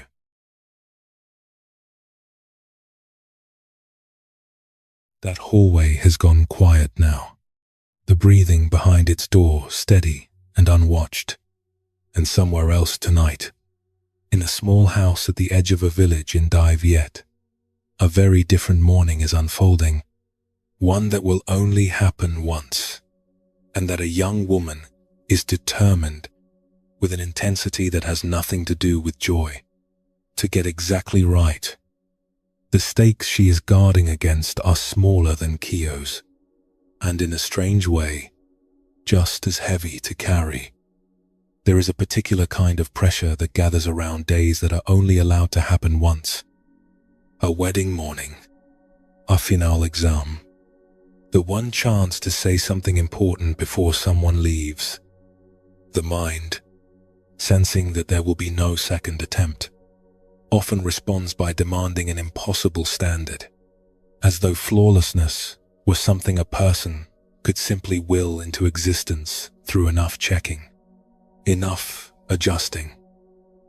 Enough refusal to let anything rest exactly as it already is. This pressure rarely feels like vanity from the inside. It feels like care, like respect for the occasion, like simply wanting to honor something that matters. But underneath it, quietly, there is often an older and less examined belief that being seen as flawed on a day that matters is somehow more dangerous than being seen as flawed on an ordinary one. that some events carry so much weight that even a small imperfection within them becomes unforgivable. There is a particular exhaustion that comes from treating one day as a referendum on an entire life, an entire relationship, an entire sense of worth. A single interview, prepared for so intensely that the preparation itself becomes a form of suffering. A single family photograph, arranged and rearranged until the arranging has consumed more energy than the moment it was meant to capture. The mind, in these hours, behaves as though the ordinary, accumulated evidence of years, of being known and cared for again and again, could somehow be erased by one visible imperfection on one particular morning. There is a teaching that speaks to this directly, that the version of ourselves we present to the world, however carefully arranged, was never actually what earned us the love we already have. That love, in most lives, was built slowly, across thousands of ordinary and imperfect days, none of which anyone was standing over with a mirror and a critical eye. Long ago, in a small house in Dai Viet, a young woman spent the last hours before her wedding trying to prove otherwise. And it was her own mother, in the end, who showed her something she had spent her whole morning refusing to see. Far off, beyond the courtyard wall, the sound of the village gathering for the day's celebration rose and fell. Laughter, the clatter of pots being readied for the wedding feast. Closer, inside the small room where Lien sat before a polished bronze mirror, the scent of jasmine oil hung in the still morning air, and beneath her own fingers, the delicate silver hairpin she had removed and repositioned so many times that morning that its clasp had begun to feel warm from her own handling. Lien was to be married by midday, to a young man from a neighboring village whose family had been kind to hers for as long as she could remember. A match she genuinely wanted, in a life she had genuinely looked forward to. And yet here she sat, well past the hour she had meant to be dressed, still adjusting the same ornament in her hair, still certain that something about it remained subtly, unforgivably wrong. She had begun that morning calmly enough, but somewhere between the first attempt at her hair and the fourth, a quiet dread had crept in and would not leave. The sense that this single day, unlike every ordinary day before it, could not survive even a small flaw without the flaw somehow becoming permanent, woven into the marriage itself, remembered forever as the crack in an otherwise perfect beginning. She could not have explained this logic to anyone who asked her to defend it aloud. It did not need to be logical to feel, to her, completely and urgently true. She thought, without meaning to, of every wedding she had ever attended in the village, trying to recall which brides had looked flawless and which had not, as though she might find in her own memory some proof that flawlessness mattered as much as she currently believed it did. She could not, in truth, remember a single detail of any other bride's hair ornaments. She remembered only whether the couple had seemed happy, whether the families had embraced warmly afterward, whether the day, on the whole, had felt like a beginning worth having. This observation did nothing, in the moment, to loosen her grip on the pin in her hand. Her mother, Hua, found her there, the sun already higher than either of them had planned for, the other women of the household beginning to ask, gently, whether Lien needed help finishing her preparations. "You have adjusted that pin 5 times since I last looked in," Hua said, settling onto the mat beside her daughter. Not unkindly. "It is still not right," Lien said, her hands returning to the pin again as she spoke. Not right according to whom? According to... Lian faltered. I do not know. According to how it should look. Today of all days. Hoa was quiet for a moment, watching her daughter's reflection in the polished bronze rather than her daughter directly. And if it is not perfectly right, she finally asked, what do you believe will actually happen? Lian's hands stilled briefly over the pin. I do not know that either. Only that if something is wrong today, on this day, it will not simply be a small thing. It will mean something. It will follow us. You believe today is different from other days, Hoa said, that a flaw today carries more weight than a flaw on any ordinary morning. Is it not different? Lian asked. Everyone will be watching. His family will be watching. If I am not exactly right, they will see it, and they will remember it, and somehow it will become part of the marriage itself. A crack we begin with, rather than one we earn honestly later, the way every marriage eventually earns its cracks. His family has already met you a dozen times, Hoa said. They have seen you with your hair wind-blown from the fields, your face flushed from laughing too hard at your own jokes, your temper short on the days your grandmother's cough worsens. Do you believe they love the version of you that only exists for one morning, or the version they have already known for years? Lian did not answer right away. Hoa reached over and gently took her daughter's restless hands, stilling them in her own lap.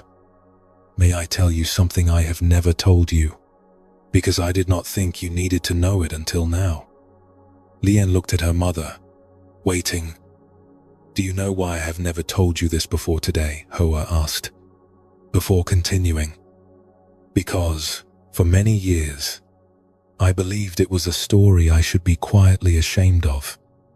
It took me most of my life to understand it differently. On my own wedding morning, Hoa said, the sky opened into rain during the procession, the kind of sudden rain no one can prepare for. My outer robe, the one my own mother had spent a full season embroidering, tore along the hem when I stepped wrong, crossing a flooded section of the path, in front of nearly the entire village. I remember standing there, soaked, torn, certain that I had ruined the day beyond any repairing. What happened? Lian asked, genuinely startled. Your father laughed, Hoa said, smiling now at the memory. Not unkindly. He laughed because I looked so thoroughly undone, and because the rain had soaked us all equally, and because, in that moment, there was nothing else sensible left to do. And somehow, that torn hem, that ruined procession, became the story our family has told at every gathering since. The one everyone still asks to hear. The one your grandmother told at her own deathbed, laughing until she cried. It was never the flaw in the day, Lian. It became the truest, most beloved part of it. Lian sat with this for a long moment, the pin still resting, unadjusted, in her hand. But you could not have known that then. In the moment, it must have felt like disaster. It did, Hoa agreed. It felt exactly like the disaster you are trying so hard to prevent right now. But the disaster was only ever in my own mind, in that first hour, before I understood that no one who loved me actually required a flawless day from me in order to keep loving me afterward. Your father did not marry a perfectly dry, perfectly pressed young woman that morning. He married someone who could laugh, soaked through, at her own torn hem. and keep walking toward him anyway. There is something in this that settles slowly, the way a hairpin finally settles once a hand stops needing to adjust it. What Lien had been holding all that morning was never really about the pin itself. It was the belief that her worth on this particular day was conditional, that love and belonging had to be earned freshly, through flawlessness, on the days that mattered most, as though every ordinary day of simply being loved by her family had not already, quietly, proven otherwise for her entire life. This is close to what happens whenever a mind decides that a single occasion carries more weight than a person's whole ordinary history of being cared for. The pressure to be flawless on the days that matter is, underneath, a quiet doubt about whether we are lovable on the days that do not, whether an ordinary life without any special occasion attached to it would still be enough to deserve the people who care for us. Hoa's torn hem and Lien's restless hairpin were, in the end, versions of the exact same fear, wearing two different faces across two different generations of the same family. Neither woman was actually being asked, by anyone who loved her, to arrive flawless. Both were asking it of themselves, quietly, privately, certain that the asking was simply what care looked like on a day this important. Perhaps you know a version of this. An important presentation rehearsed until every word felt like a threat if delivered imperfectly. A holiday gathering planned so exactingly that the planning itself became a kind of suffering. A single photograph, a single outfit, a single first impression, treated as though it alone would determine whether you were finally, truly acceptable. It was never the flaw in the day. That line, offered so plainly by Hoa, carries something worth sitting with fully. She was not saying that care does not matter, or that effort is wasted. She was saying that the love waiting on the other side of any imperfect day was never actually conditional on the day being perfect in the first place. Later that same morning, once Lien had finally set the pin in place and left it there, her mother told her one more small thing, almost as an afterthought, while helping her into the last of her wedding clothes. Your aunt, Hoa's younger sister Mai, tells this differently than I do, Hoa said, smoothing the fabric at Lien's shoulder. She swears the tear in my hem happened before the rain even started, that I caught it on a fence post out of nothing but my own nervous, hurried walking, and that I only remember the rain afterward because it was easier to blame the sky than my own trembling hands. Which version is true? Lien asked. Hoa laughed softly. I no longer know. I have told the story so many times, in so many ways, that I am not certain I could find the original underneath all of it anymore, and it no longer matters. What matters is what the torn hem became, regardless of exactly how it happened. The shape love gave it afterward, which was gentler and larger than the shape my fear gave it that morning. Lien sat quietly with this, turning it over. So even the story of the flaw has been imperfectly kept. Two different tellings, and neither of you troubled by which one is exact. Neither of us needed it to be exact, Hoa said. We only needed it to be ours, and it has been ours, faithfully, for 30 years now. However, it actually happened on the day itself. Lien looked at her own reflection once more. The pin finally settled, imperfect in ways she could no longer bring herself to search for. Then perhaps it does not matter exactly how today goes either. It matters, Hoa said, just not in the way you have been telling yourself since dawn. There is something in the two of these together worth carrying quietly into sleep tonight.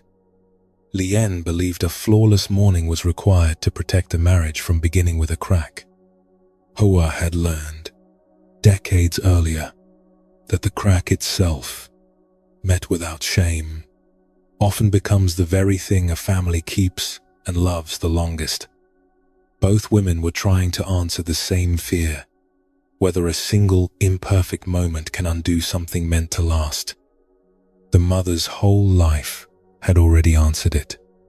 The daughter was only now, slowly, beginning to believe the answer for herself.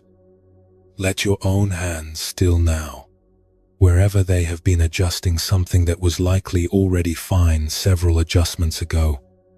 Feel the weight of your own shoulders, your own face, exactly as it is tonight, unrehearsed, unadjusted, entirely permitted to be imperfect without consequence. Feel your own breath moving without your supervision. The same steady rhythm that has carried you through every ordinary day. You never once needed to perfect in order to be loved through it. There is no single day, no single detail, waiting to undo everything else you have built. Let your breath slow, and as you breathe out, imagine setting down whatever small ornament you have been endlessly repositioning, trusting it was already close enough, long before you noticed your hand was still moving. It was never the flaw. It was never the flaw. Somewhere ahead of us tonight, there is a much older ache waiting, one carried for years rather than a single morning, in the chest of a man who still flinches at the sound of a moment that finished happening decades ago. His story, like Lean's, is closer to yours than it might first appear. For now, though, there is only this small, quiet room, this settled pin, and nothing left tonight that requires your hands to keep adjusting what was, all along, already enough.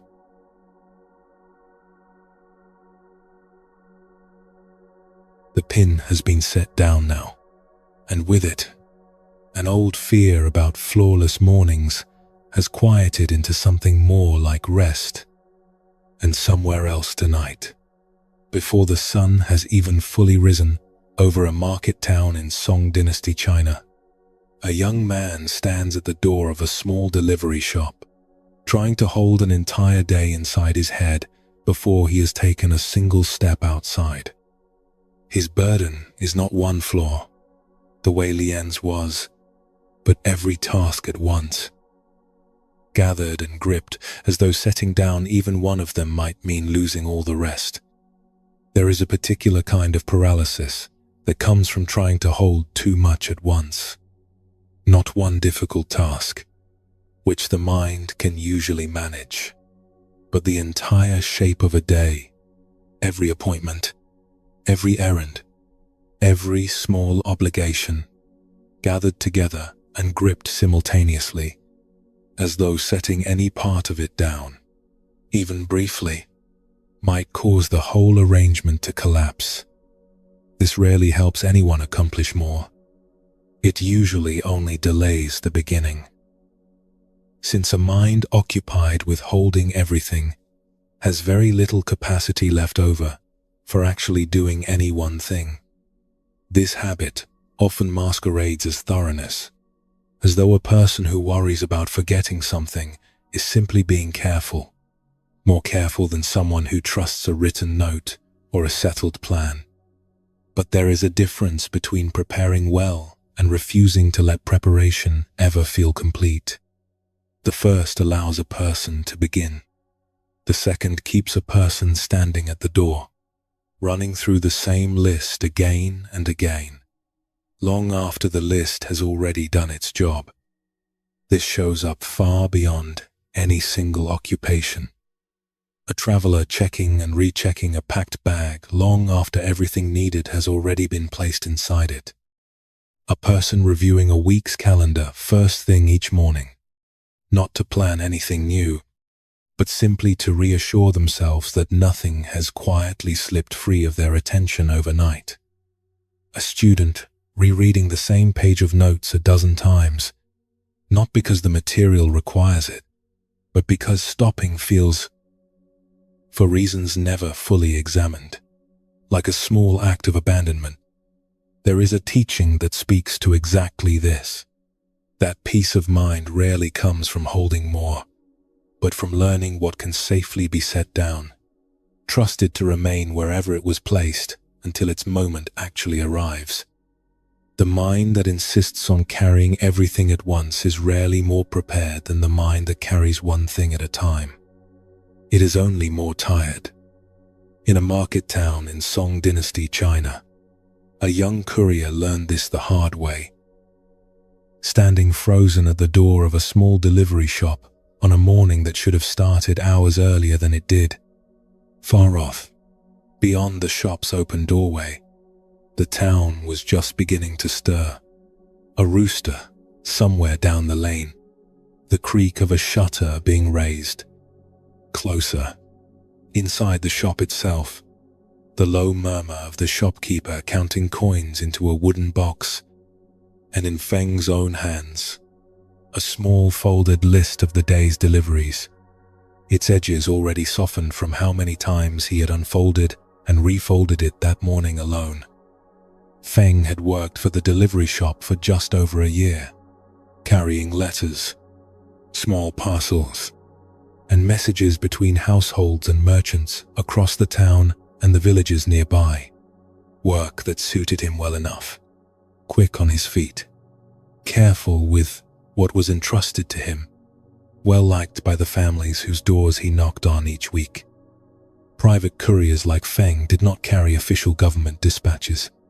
That work belonged to the soldiers of the imperial relay stations. But ordinary households and shopkeepers relied on shops like Old Joe's constantly, for a letter to a married daughter in the next town, a bundle of medicine sent to an ailing relative, a merchant's message about a delayed shipment. Feng kept a written list each morning, as every courier in the shop was taught to do, the destinations and contents noted in order, tucked safely inside his tunic before he left. This should have been enough. For Feng, it had stopped being enough sometime in the past few months, though he could not have said exactly when. He had begun, without quite deciding to, standing at the door each morning reciting the entire list to himself from memory before he would allow himself to leave.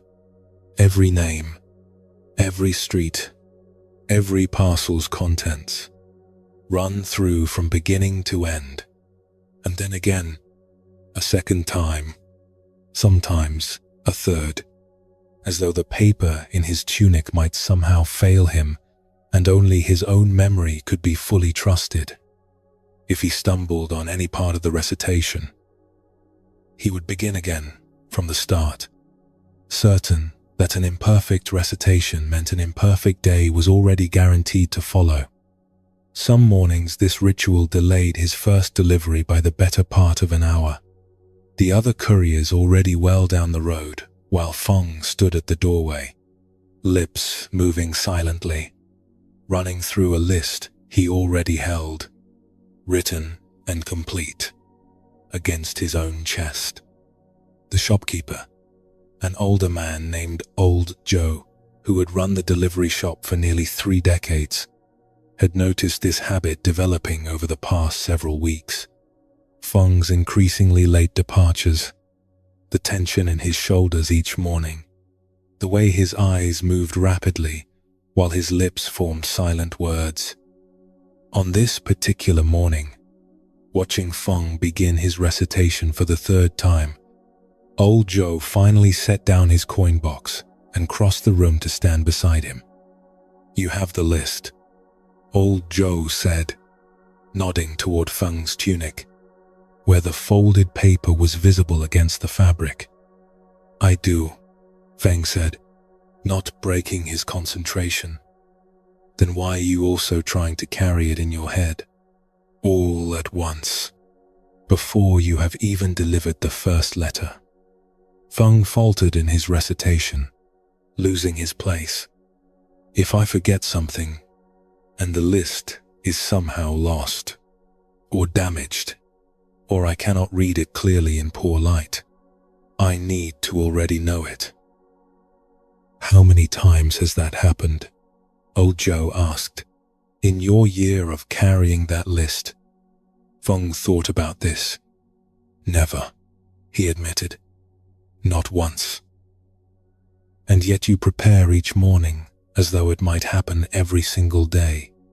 Feng, you are trying to do two jobs at once. The job of delivering letters, and the job of holding the entire day in your mind before you have even started the first job. Only the first one actually needs you.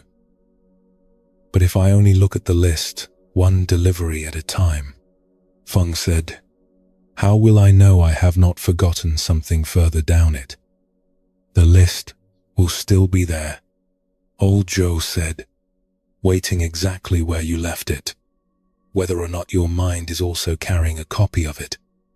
You do not need to hold tomorrow's delivery in your thoughts while you are standing at today's first doorway.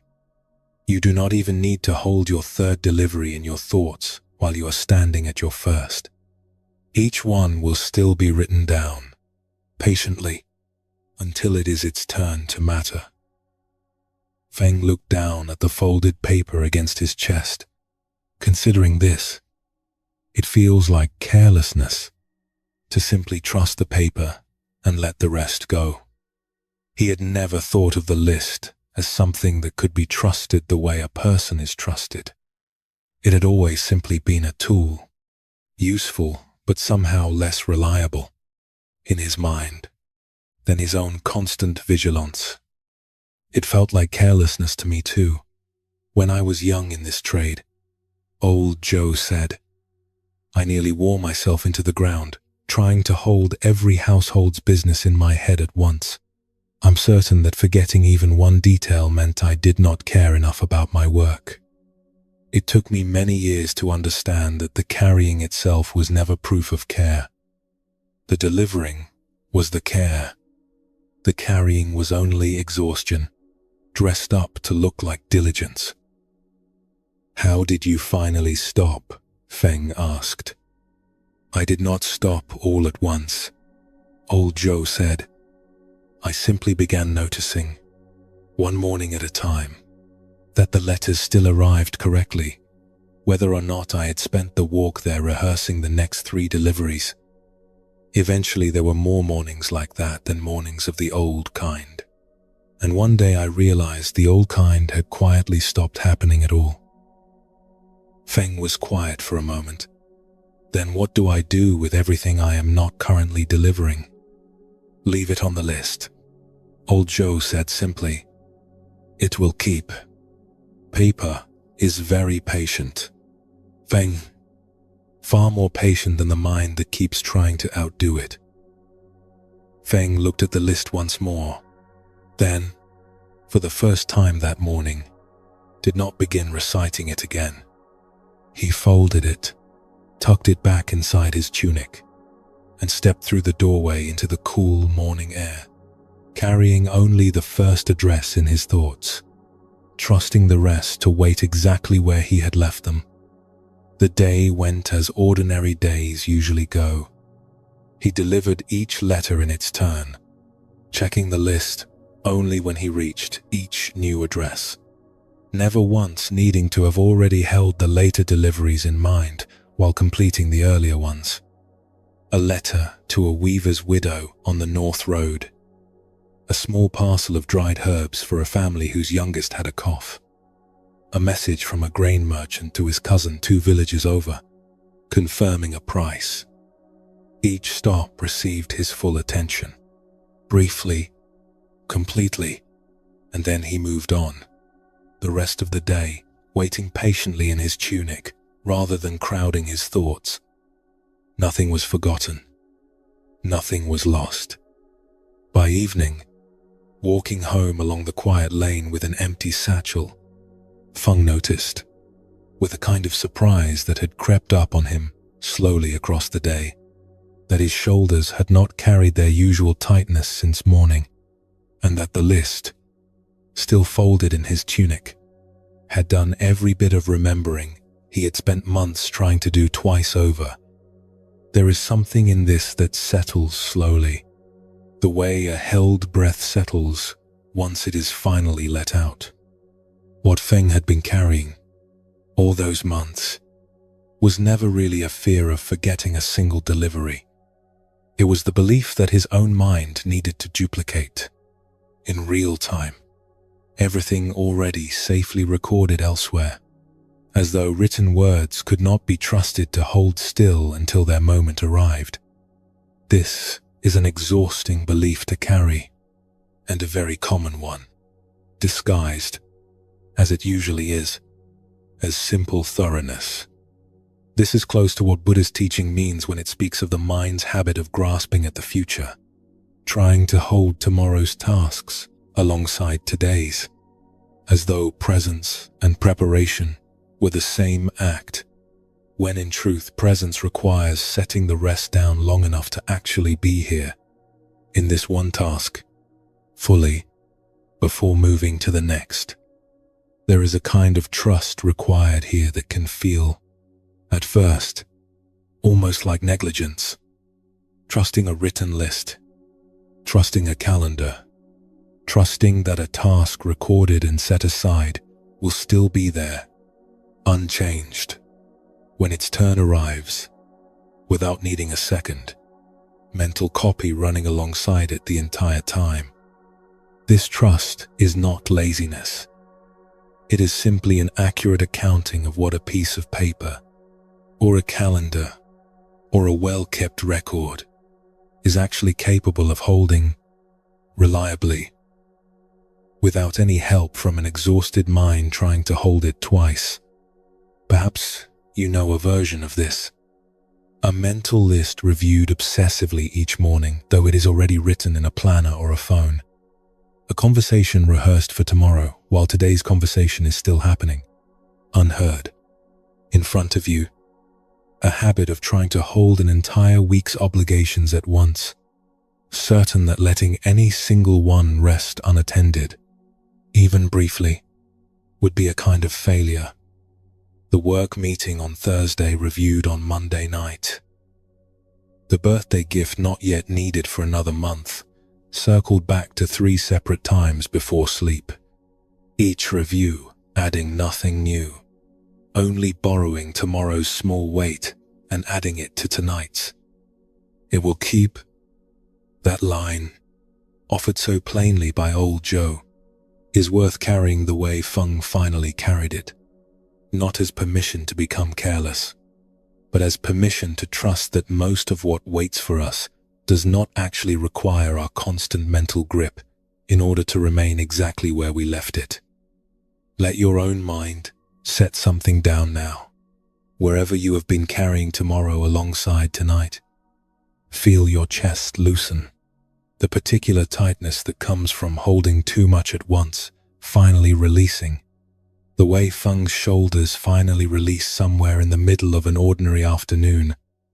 Feel your hands, wherever they rest, empty of anything they need to grip or hold onto until morning. There is nothing you need to hold in your thoughts right now that is not already, safely, written somewhere, or resting exactly where it belongs. Waiting patiently for its own turn. Breathe in slowly, without hurry. And as you breathe out, imagine folding away one long list, tucking it somewhere safe, and trusting it to remain there, complete and unhurried, until it is actually its turn to matter. It will keep. Whatever you have been carrying twice tonight, in writing and in worry both, only ever needed to be carried once. Somewhere ahead of us tonight, there is a mind returning to a single, simplimage, one that has followed us quietly through every story so far without ever once being named directly. Its story, like Feng's, is closer to yours than it might first appear. For now, though, there is only this quiet evening lane, this empty satchel, and nothing left tonight that requires you to carry more than the single breath in front of you.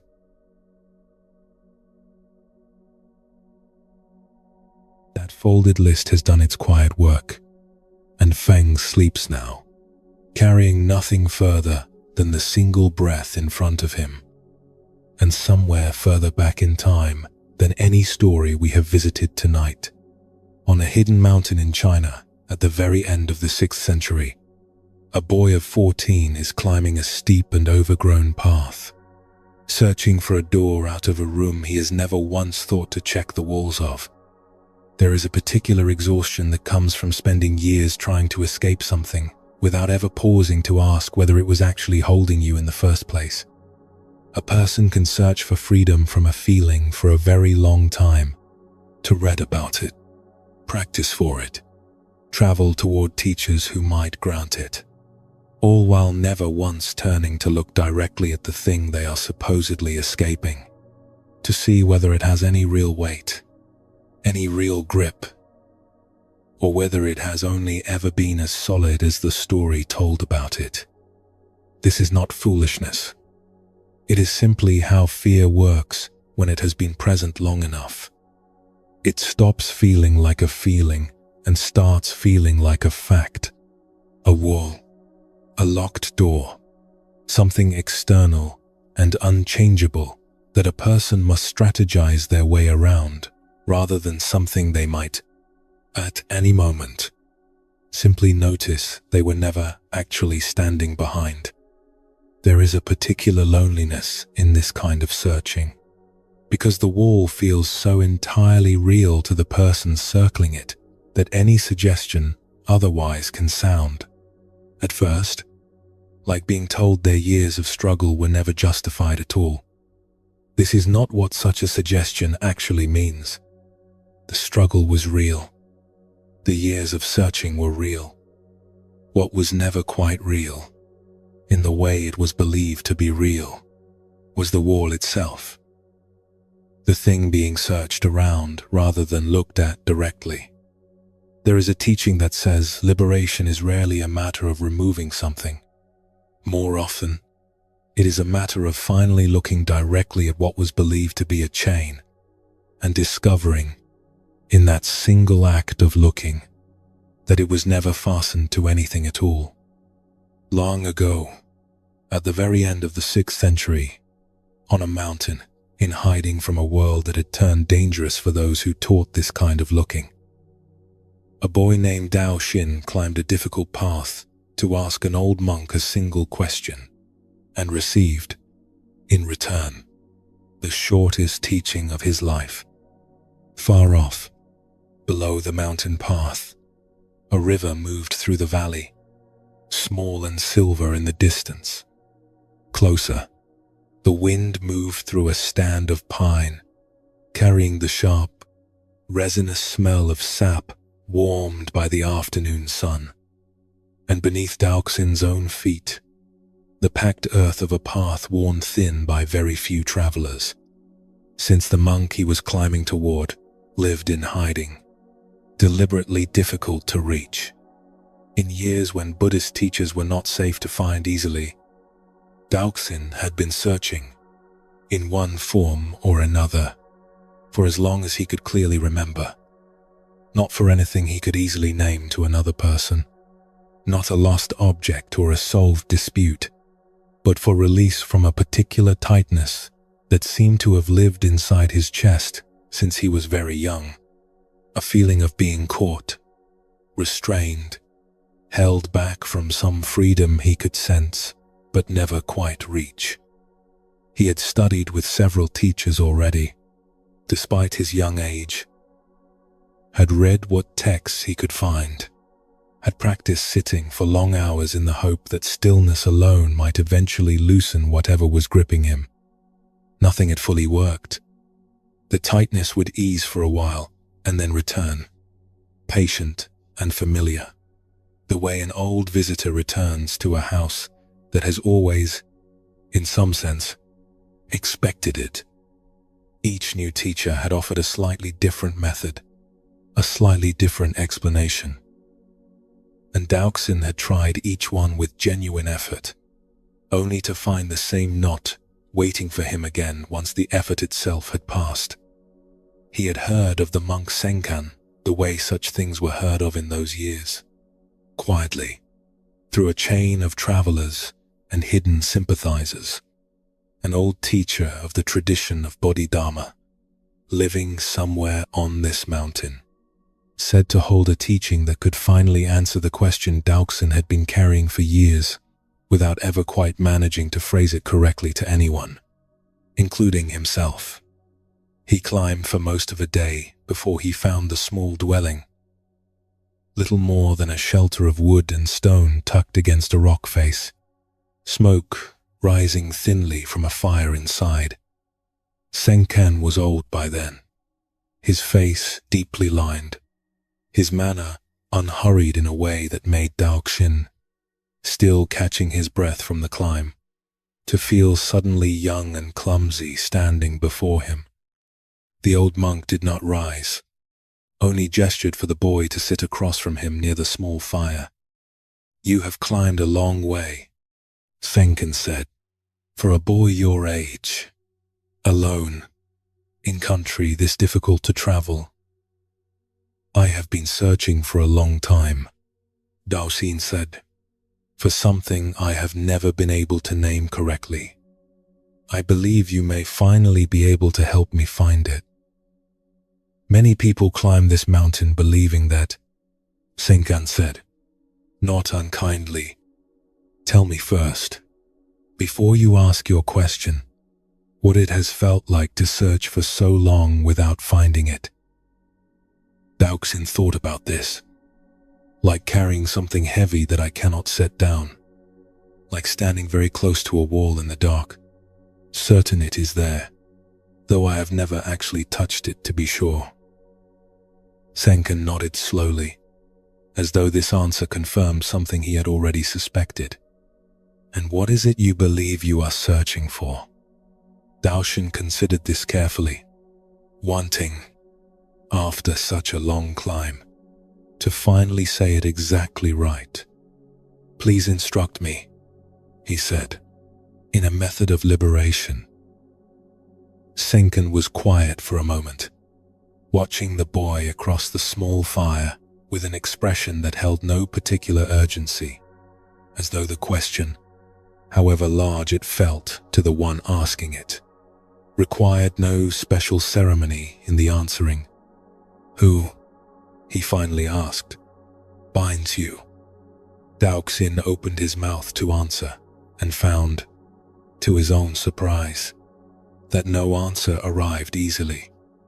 He turned the question over, searching for the name of whatever it was that had kept him restless for so many years, the teacher who had failed him, the circumstance that had trapped him, the flaw in himself that had held him back. He searched for a long moment, genuinely searching. The way a person searches a room for an object they are certain must be somewhere within it.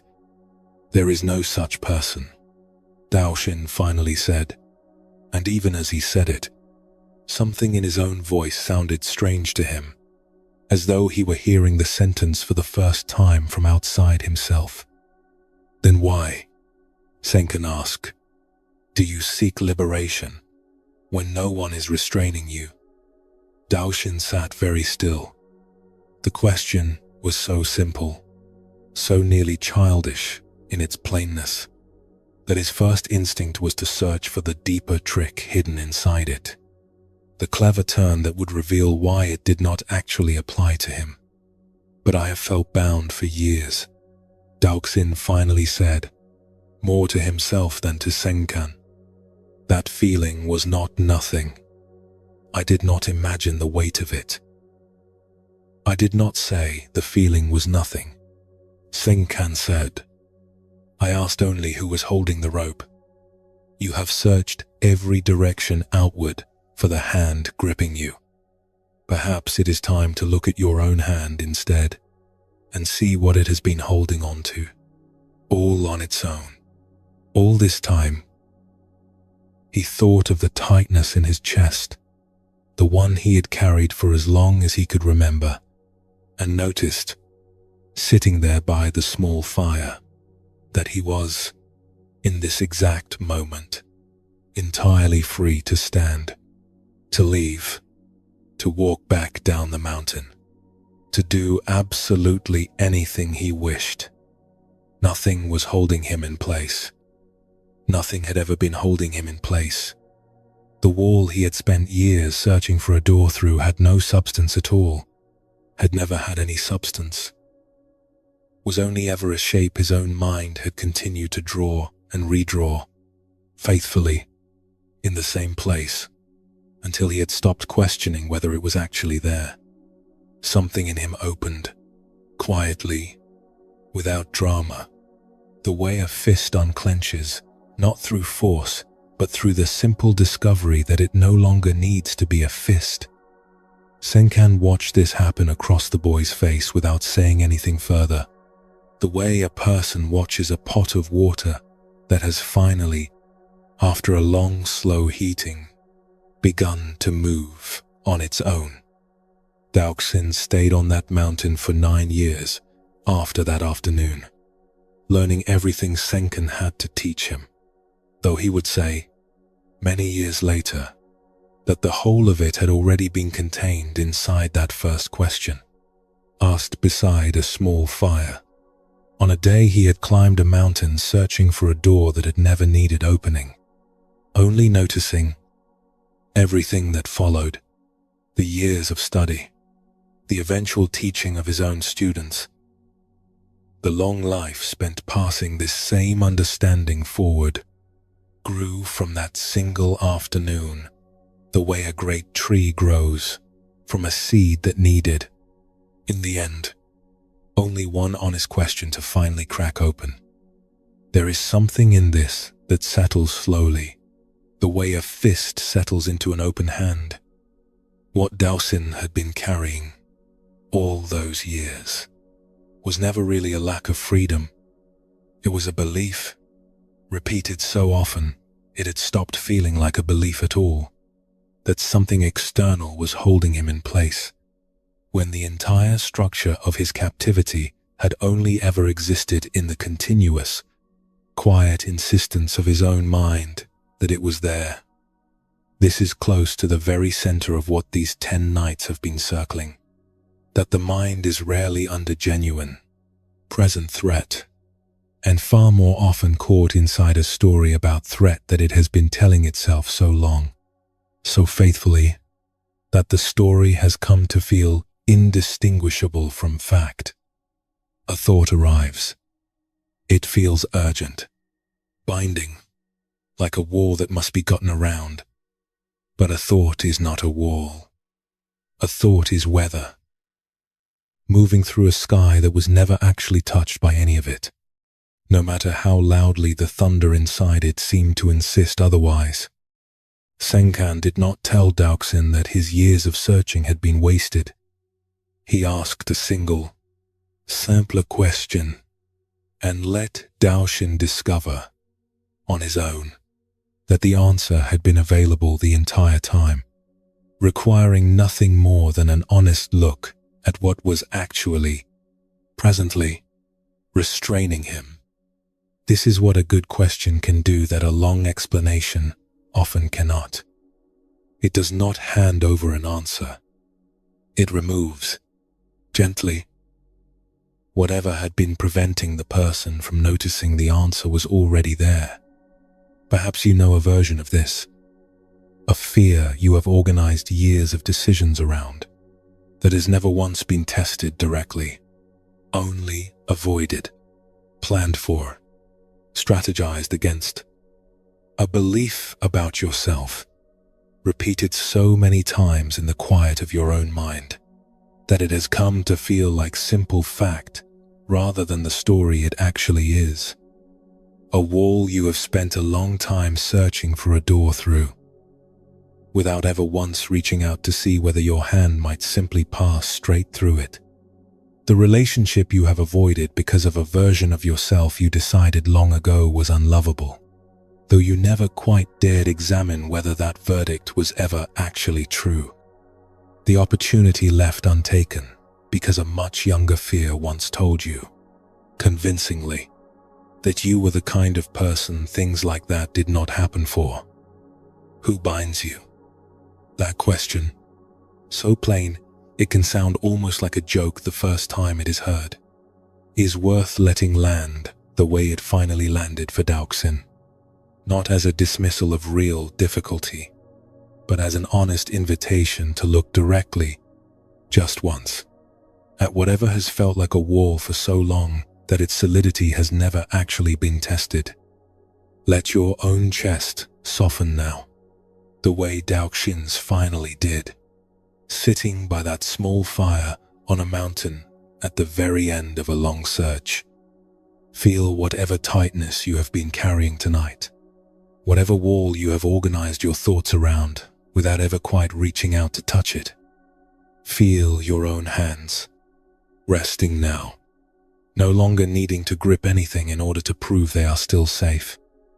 There is nothing holding you in place right now, nothing restraining you, only thoughts, moving through you the way weather moves through an open sky, leaving no mark on the sky itself, no matter how loudly any single storm insists it will.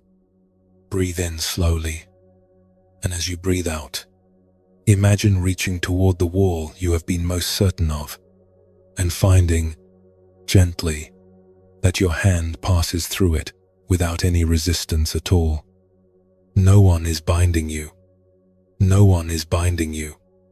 Somewhere ahead of us tonight, there is an old ferryman standing at the edge of a river he crossed decades ago, still, in his mind, paddling against a current that finished moving him long before tonight began.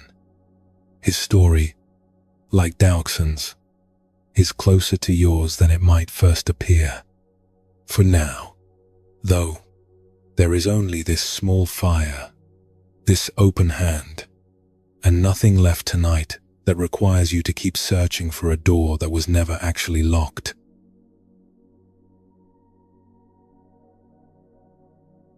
No one was ever binding him, and somewhere far south of that mountain, centuries later, on the bank of a slow green river in Japan, an old man sits on an overturned boat at dusk, still rowing, in his mind, toward a morning that finished happening 40 years ago.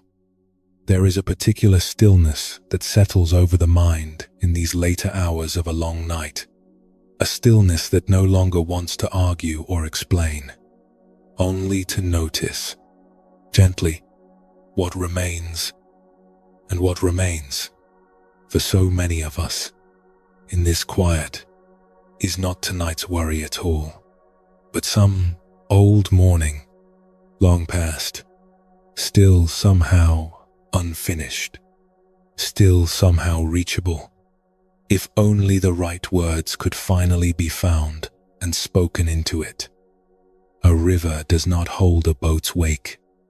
The water moves on, and moves on, and by evening there is no trace anywhere of what passed through it at dawn. And still, some part of us keeps trying to row back upstream toward a particular morning, certain that if we just reach it again, we might finally set it right. This kind of rowing rarely announces itself as rowing. It feels, from the inside, like simple remembering, like honoring something that mattered, like keeping faith with a person or a moment that deserves to be kept. But there is a difference between remembering and relitigating, between holding a memory gently and gripping it, night after night, in the hope that enough gripping might somehow reshape what already, permanently, happened. Isamu had rowed people across this river for most of his life, and had watched thousands of ordinary partings from the low wooden bench of his small boat. Families, travelers, merchants, all of them stepping onto the far bank and walking on into whatever waited for them.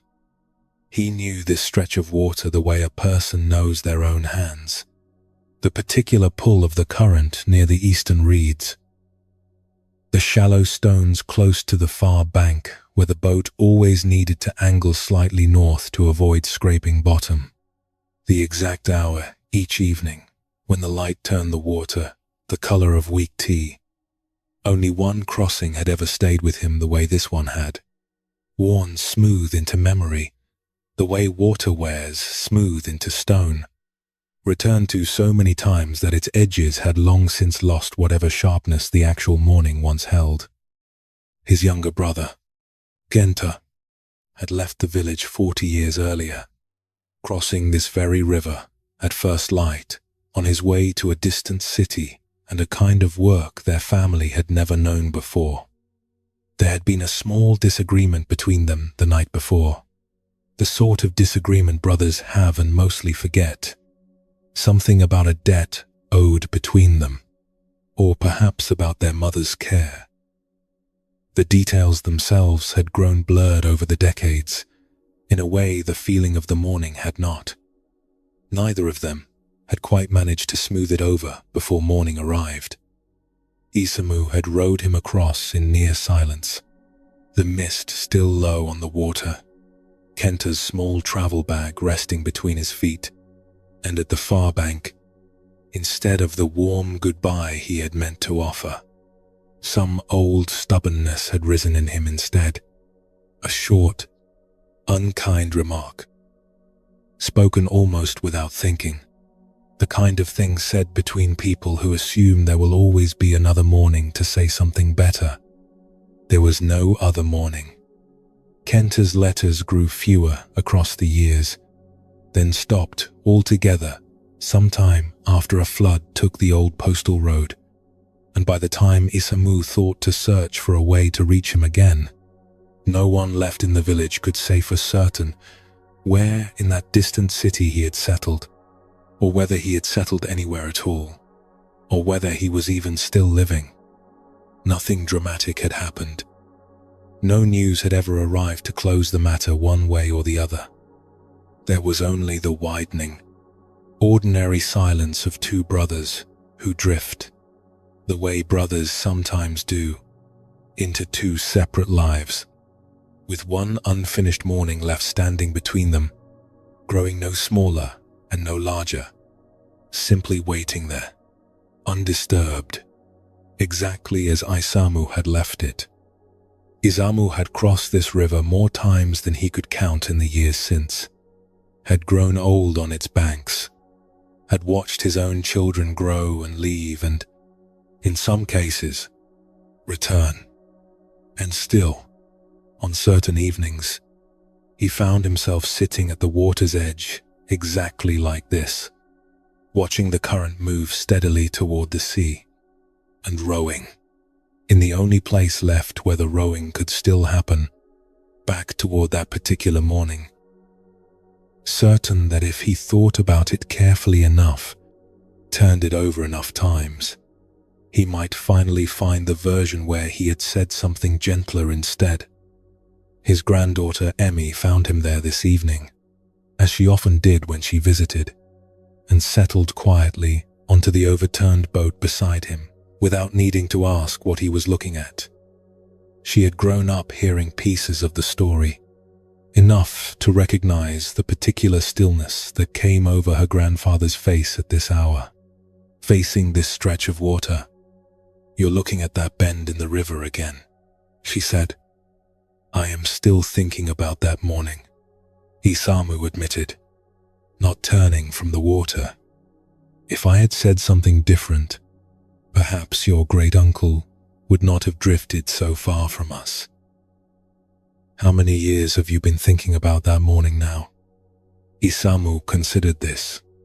40, or close to it. "And in 40 years," Emmy asked gently, "have you managed to change a single word of what was actually said that day?" Isamu did not answer right away. The current moved past them, steady and indifferent, exactly as it had moved every evening since. "No," he finally admitted. "Not one word. I have rowed toward that morning more evenings than I could ever count, and it has never once come out differently." "Then what do you think all this rowing has actually been for?" Emmy asked, not unkindly. "If it cannot change the words, what is it doing?" Isamu was quiet for a long moment.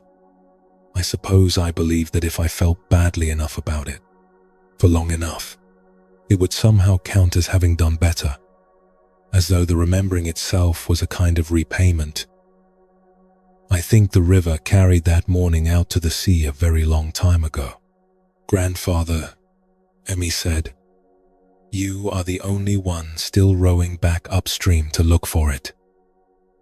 Isamu turned to look at her, something in his weathered face shifting slightly, the way water shifts when a stone that has rested on the bottom for years is finally lifted free.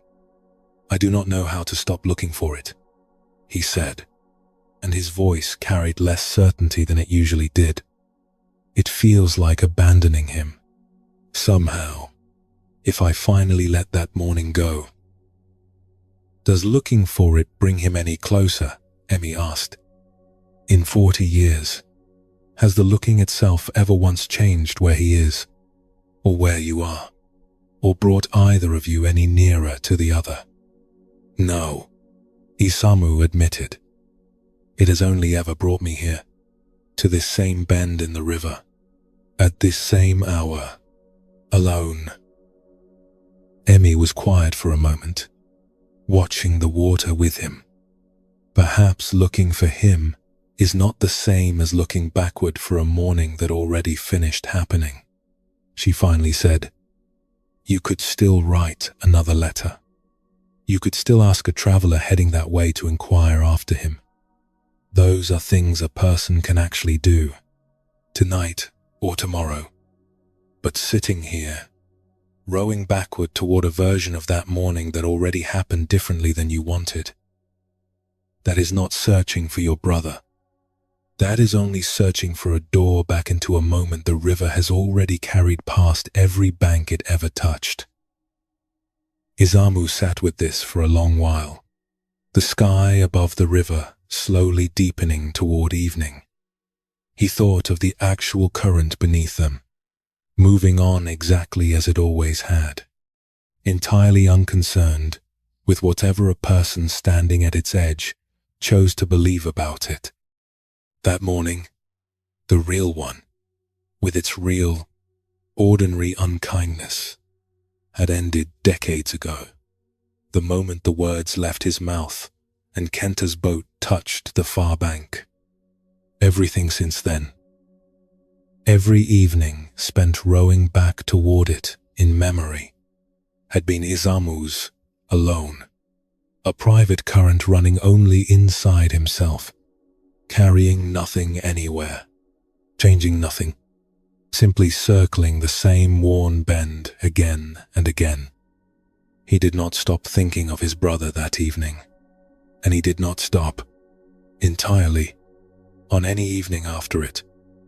But something in how he sat at the river's edge began, slowly, to change. He began writing a letter, uncertain whether it would ever reach anyone, addressed simply to the city his brother had once been headed toward, in the small hope that some thread might still connect there after all these years. He wrote plainly, without trying to perfect the words the way he had once tried to perfect them in memory, simply telling Kenta that he was thought of, that he was missed, that whatever had been said on that long ago morning had never once reflected what Isamu actually felt for him. He did not know if it would find him. He sent it anyway, the following week, and felt something loosen in his chest the moment it left his hands. And on the evenings when he still found himself at the water's edge, he noticed, more often than before, that he was simply watching the river move, rather than rowing against it. The current still carried the same steady sound past the eastern reeds, The light still fell the same way across the water at this hour, but he was no longer straining backward against any of it, only sitting, present, in the one evening that was actually his to sit in. There is something in this that settles slowly, the way a boat finally drifts to stillness once the oars are set down. What Izumu had been carrying all those years was never really the disagreement itself, which had long since faded into something almost too small to name. It was the belief that enough remembering might somehow undo it, that the past could still be reached and changed if only the right amount of attention were paid to it. But a river does not run backward. No matter how faithfully a person sits at its edge, insisting otherwise, the current only ever moves in one direction. And the water that carried that particular morning has long since reached the sea, mixed with 1,000 other mornings, indistinguishable now from any of them. Except in the private current, Isamu had kept running inside his own chest. This is close to what happens whenever grief and regret are mistaken for the same feeling. Grief allows a moment to be finished while still being loved. Regret keeps trying to reopen the moment itself, as though enough longing might reverse what time has already, quietly, sealed shut.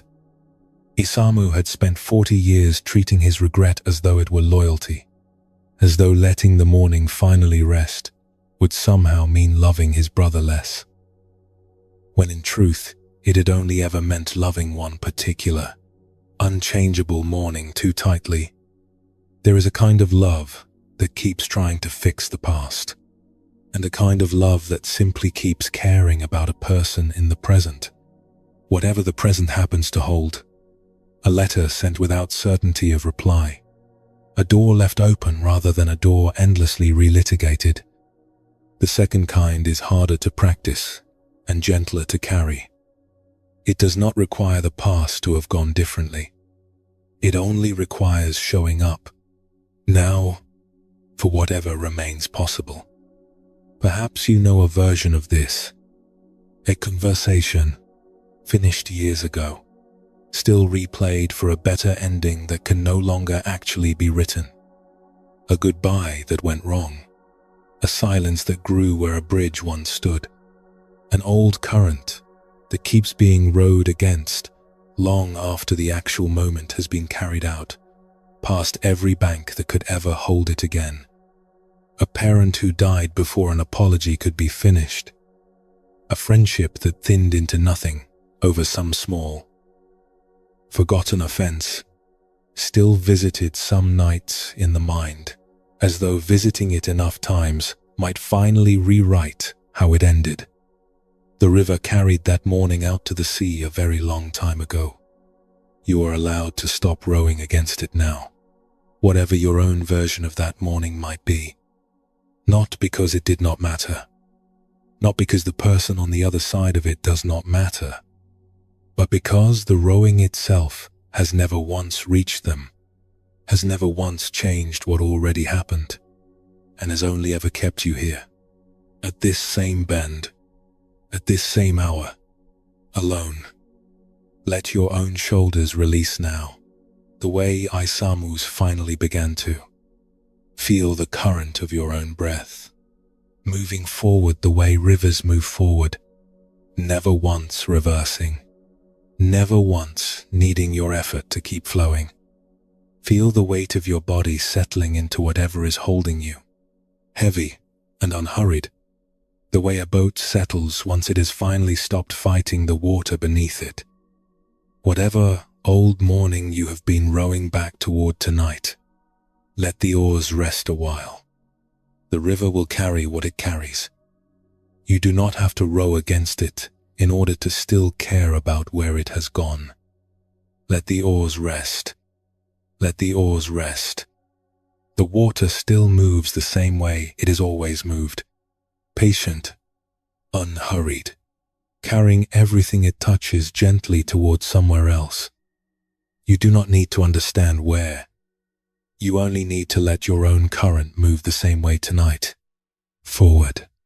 unforced, asking nothing of the banks it passes. Soon, very soon, we will come to the last small life of this long night, and it asks nothing more of you than to keep drifting exactly as you already are.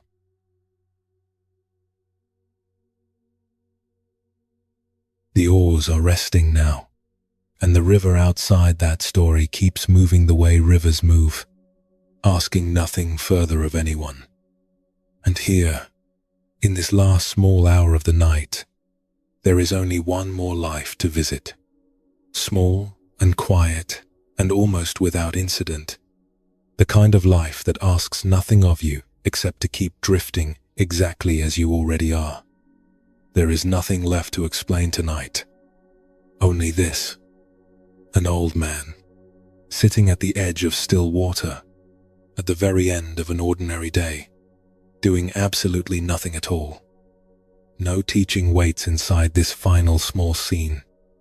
No question needs solving. There is only a man, a boy, a quiet water, and an evening that is already, on its own, exactly what it needs to be. Far off, the last light was leaving the hills on the other side of the water, the deep gold of late afternoon giving way, slowly, to something softer, grayer, less certain of itself. Closer, a heron stood motionless in the shallows, waiting for nothing in particular, its long shape a single, unmoving line against the darkening water. And beneath the old man's own open hands, resting empty on his knees, the worn wooden seat of a small boat pulled up onto the bank beside him. Its nets already gathered, its work already finished for the day. The air had that particular stillness that arrives just before evening fully settles. The wind that had moved gently across the water all afternoon finally dying down to nothing. The surface losing whatever small restlessness it had held through the day's ordinary business of wind and current and the passing weight of small fish beneath it. Somewhere behind him, in the trees along the bank, a single bird called once, a short, unhurried sound, and was answered by nothing, and did not call again. He had fished this same stretch of water for more years than he could easily count, and today had been an ordinary day among all the ordinary days, neither especially full nor especially empty, simply a day like the ones before it and the ones that would follow it. He had woken before dawn, as he always did, walked down to the water while the mist still sat low over its surface, and cast his first net in the pale grey light before the sun had fully cleared the eastern hills. The fish had come the way they usually came. Some mornings more, some mornings fewer, never quite predictable, never quite worth worrying over. He had mended a small tear in one net around midday, sitting on an overturned crate in the shade, his fingers moving through the familiar motions without needing his full attention. He had eaten his midday meal alone, as he usually did, watching a pair of ducks work their way along the far reeds. None of it had asked anything more of him than his ordinary, unhurried attention, and he had given it exactly that, the way he had given it to 10,000 other days, very much like this one. He had brought in his last net a little while ago, coiled the rope the way he always coiled it, hung the day's modest catch in its basket to carry home, and then, instead of turning toward home the way he usually did at this hour, he had simply sat down on the bank and stayed. There was no particular reason for it. No ache in his back worse than usual. No thought weighing more heavily than any other thought. The evening had simply seemed, in that moment, worth sitting inside a little longer before walking away from it. His grandson found him there as the light kept fading. A boy of about 10, who had come looking for him, expecting, perhaps, to find him already halfway up the path toward the house. The boy had come running at first, the way children run when sent to fetch someone, but had slowed to a walk somewhere near the bottom of the path. Some quality in the stillness of the scene ahead of him, reaching him before he was close enough to understand why. "Grandfather," the boy said, settling onto the bank beside him. "You are not walking home yet." "Not yet," the old man agreed. "Is something wrong?" "No," the old man said. "Nothing is wrong." The boy looked out at the water with him, uncertain what they were both looking at. "Then what are you doing?" The old man was quiet for a moment, watching the last few ripples from his final cast that afternoon finally reach the far bank and disappear, the surface of the water settling, slowly, into something almost perfectly still. "Nothing," he finally said. "I am simply sitting here, watching the water finish being disturbed." "Watching it for how long?" "For as long as it takes," the old man said. "It does not need me to hurry it. It will go still on its own, the way it always does, whether or not anyone stays to watch." "Then why stay and watch it?" The old man smiled slightly, though he did not look away from the water. "Because there is nowhere else I need to be right now, and this is already enough to be doing." The boy thought about this for a while, the way children think about things that do not quite fit into any explanation they have been given before. "That seems very simple," he finally said. "It is very simple," the old man agreed. "Most of the important things are, once a person finally stops looking past them for something more complicated." The boy waited, the way children wait when they suspect something important is about to be explained to them, some larger meaning about to be unfolded for him. It did not come. His grandfather simply continued watching the water, unhurried, unbothered, asking nothing further of the evening than the evening was already offering. "That is all," the old man said eventually, noticing the boys waiting. "There is nothing more to it than this. The nets are in. The work is finished. The water is going still. I am only here to watch it happen, the way I have watched it happen most evenings of my life, without needing anything else from it."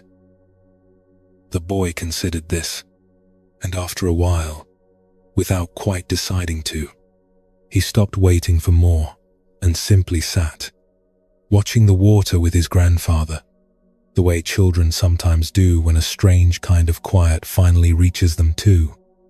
They stayed like that for a long while, neither of them speaking, the light continuing its slow retreat behind the hills. The heron in the shallows shifted once, folding itself into an even stiller shape, and did not move again. Somewhere across the water, a fish rose once, a small circle spreading outward and fading before it reached either bank, and then the water held nothing again but its own darkening surface. The boy's shoulder came to rest, without either of them noticing exactly when, against his grandfather's arm. The frogs began somewhere in the reeds, a slow, scattered chorus that would grow steadier as full dark arrived, though for now it was only a few voices, testing the evening, unhurried about becoming anything more than that. Further off, a dog barked twice, at something only it could sense, and then quieted. The last color drained slowly from the western sky, the gold giving way to rose, the rose giving way to a deep, settling blue, until even that had softened into the particular grey-black of a clear night beginning in earnest. Neither of them hurried the evening along. There was nowhere it needed to arrive faster than it was already arriving on its own.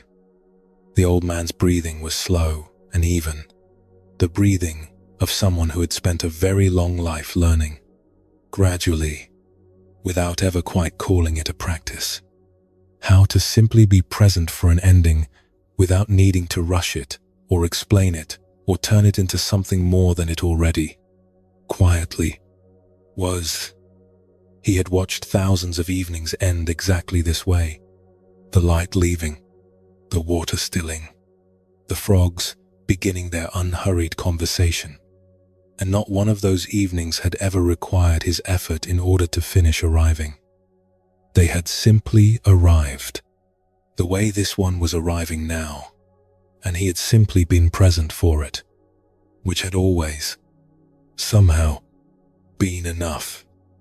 They stayed like that until the last ripple had gone, until the water held nothing but the darkening sky and the first faint stars beginning to appear within it, perfectly still, perfectly unbothered, exactly as it had been before the old man's boat had ever touched it that morning, and exactly as it would be again tomorrow, long before either of them returned to disturb it once more.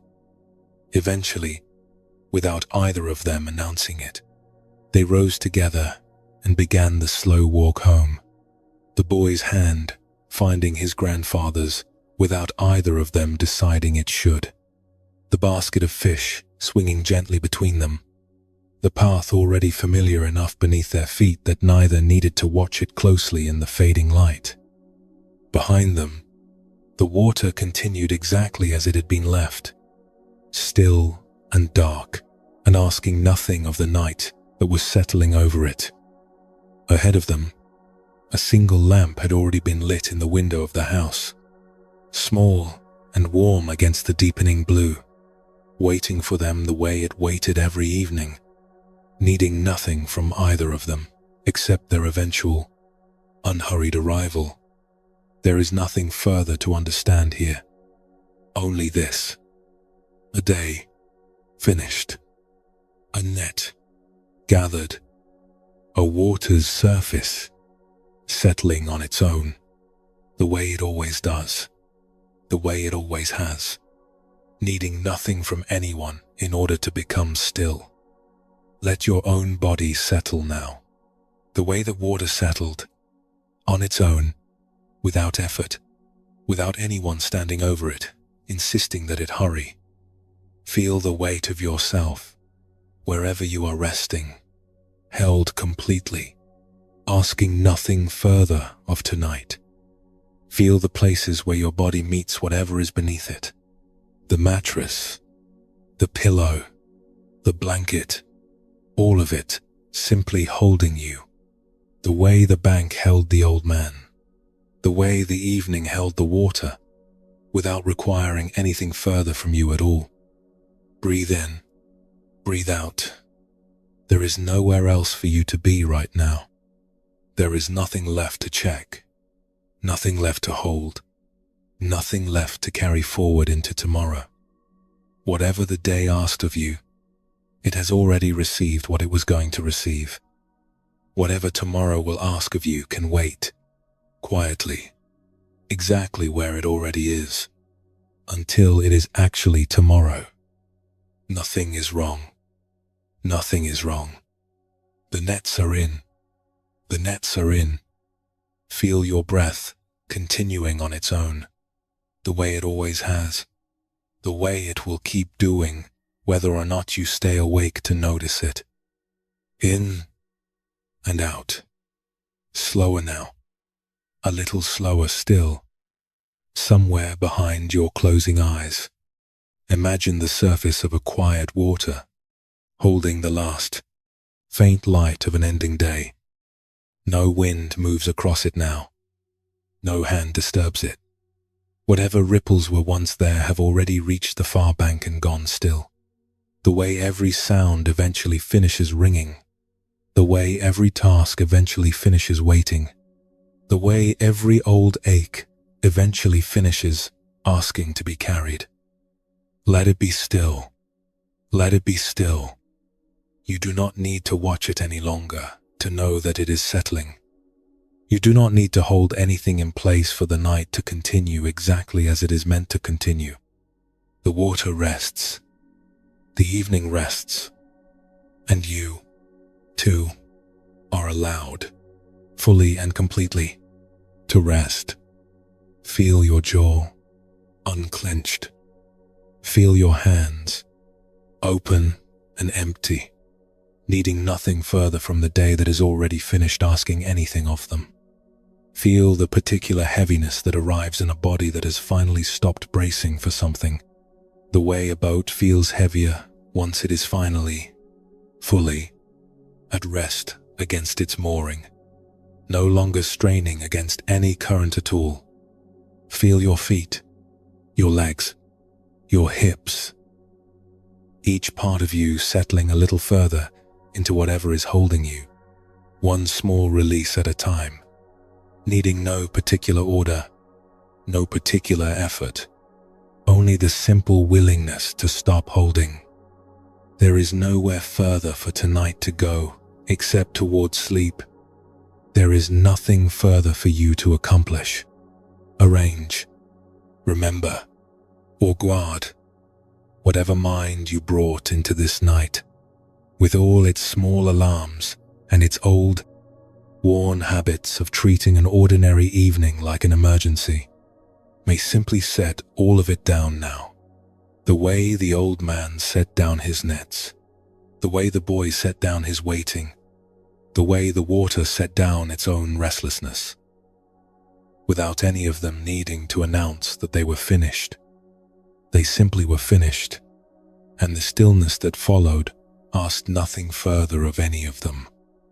Somewhere far off, if you are still listening at all, a frog calls once into the dark, unhurried, answered by nothing, and does not call again.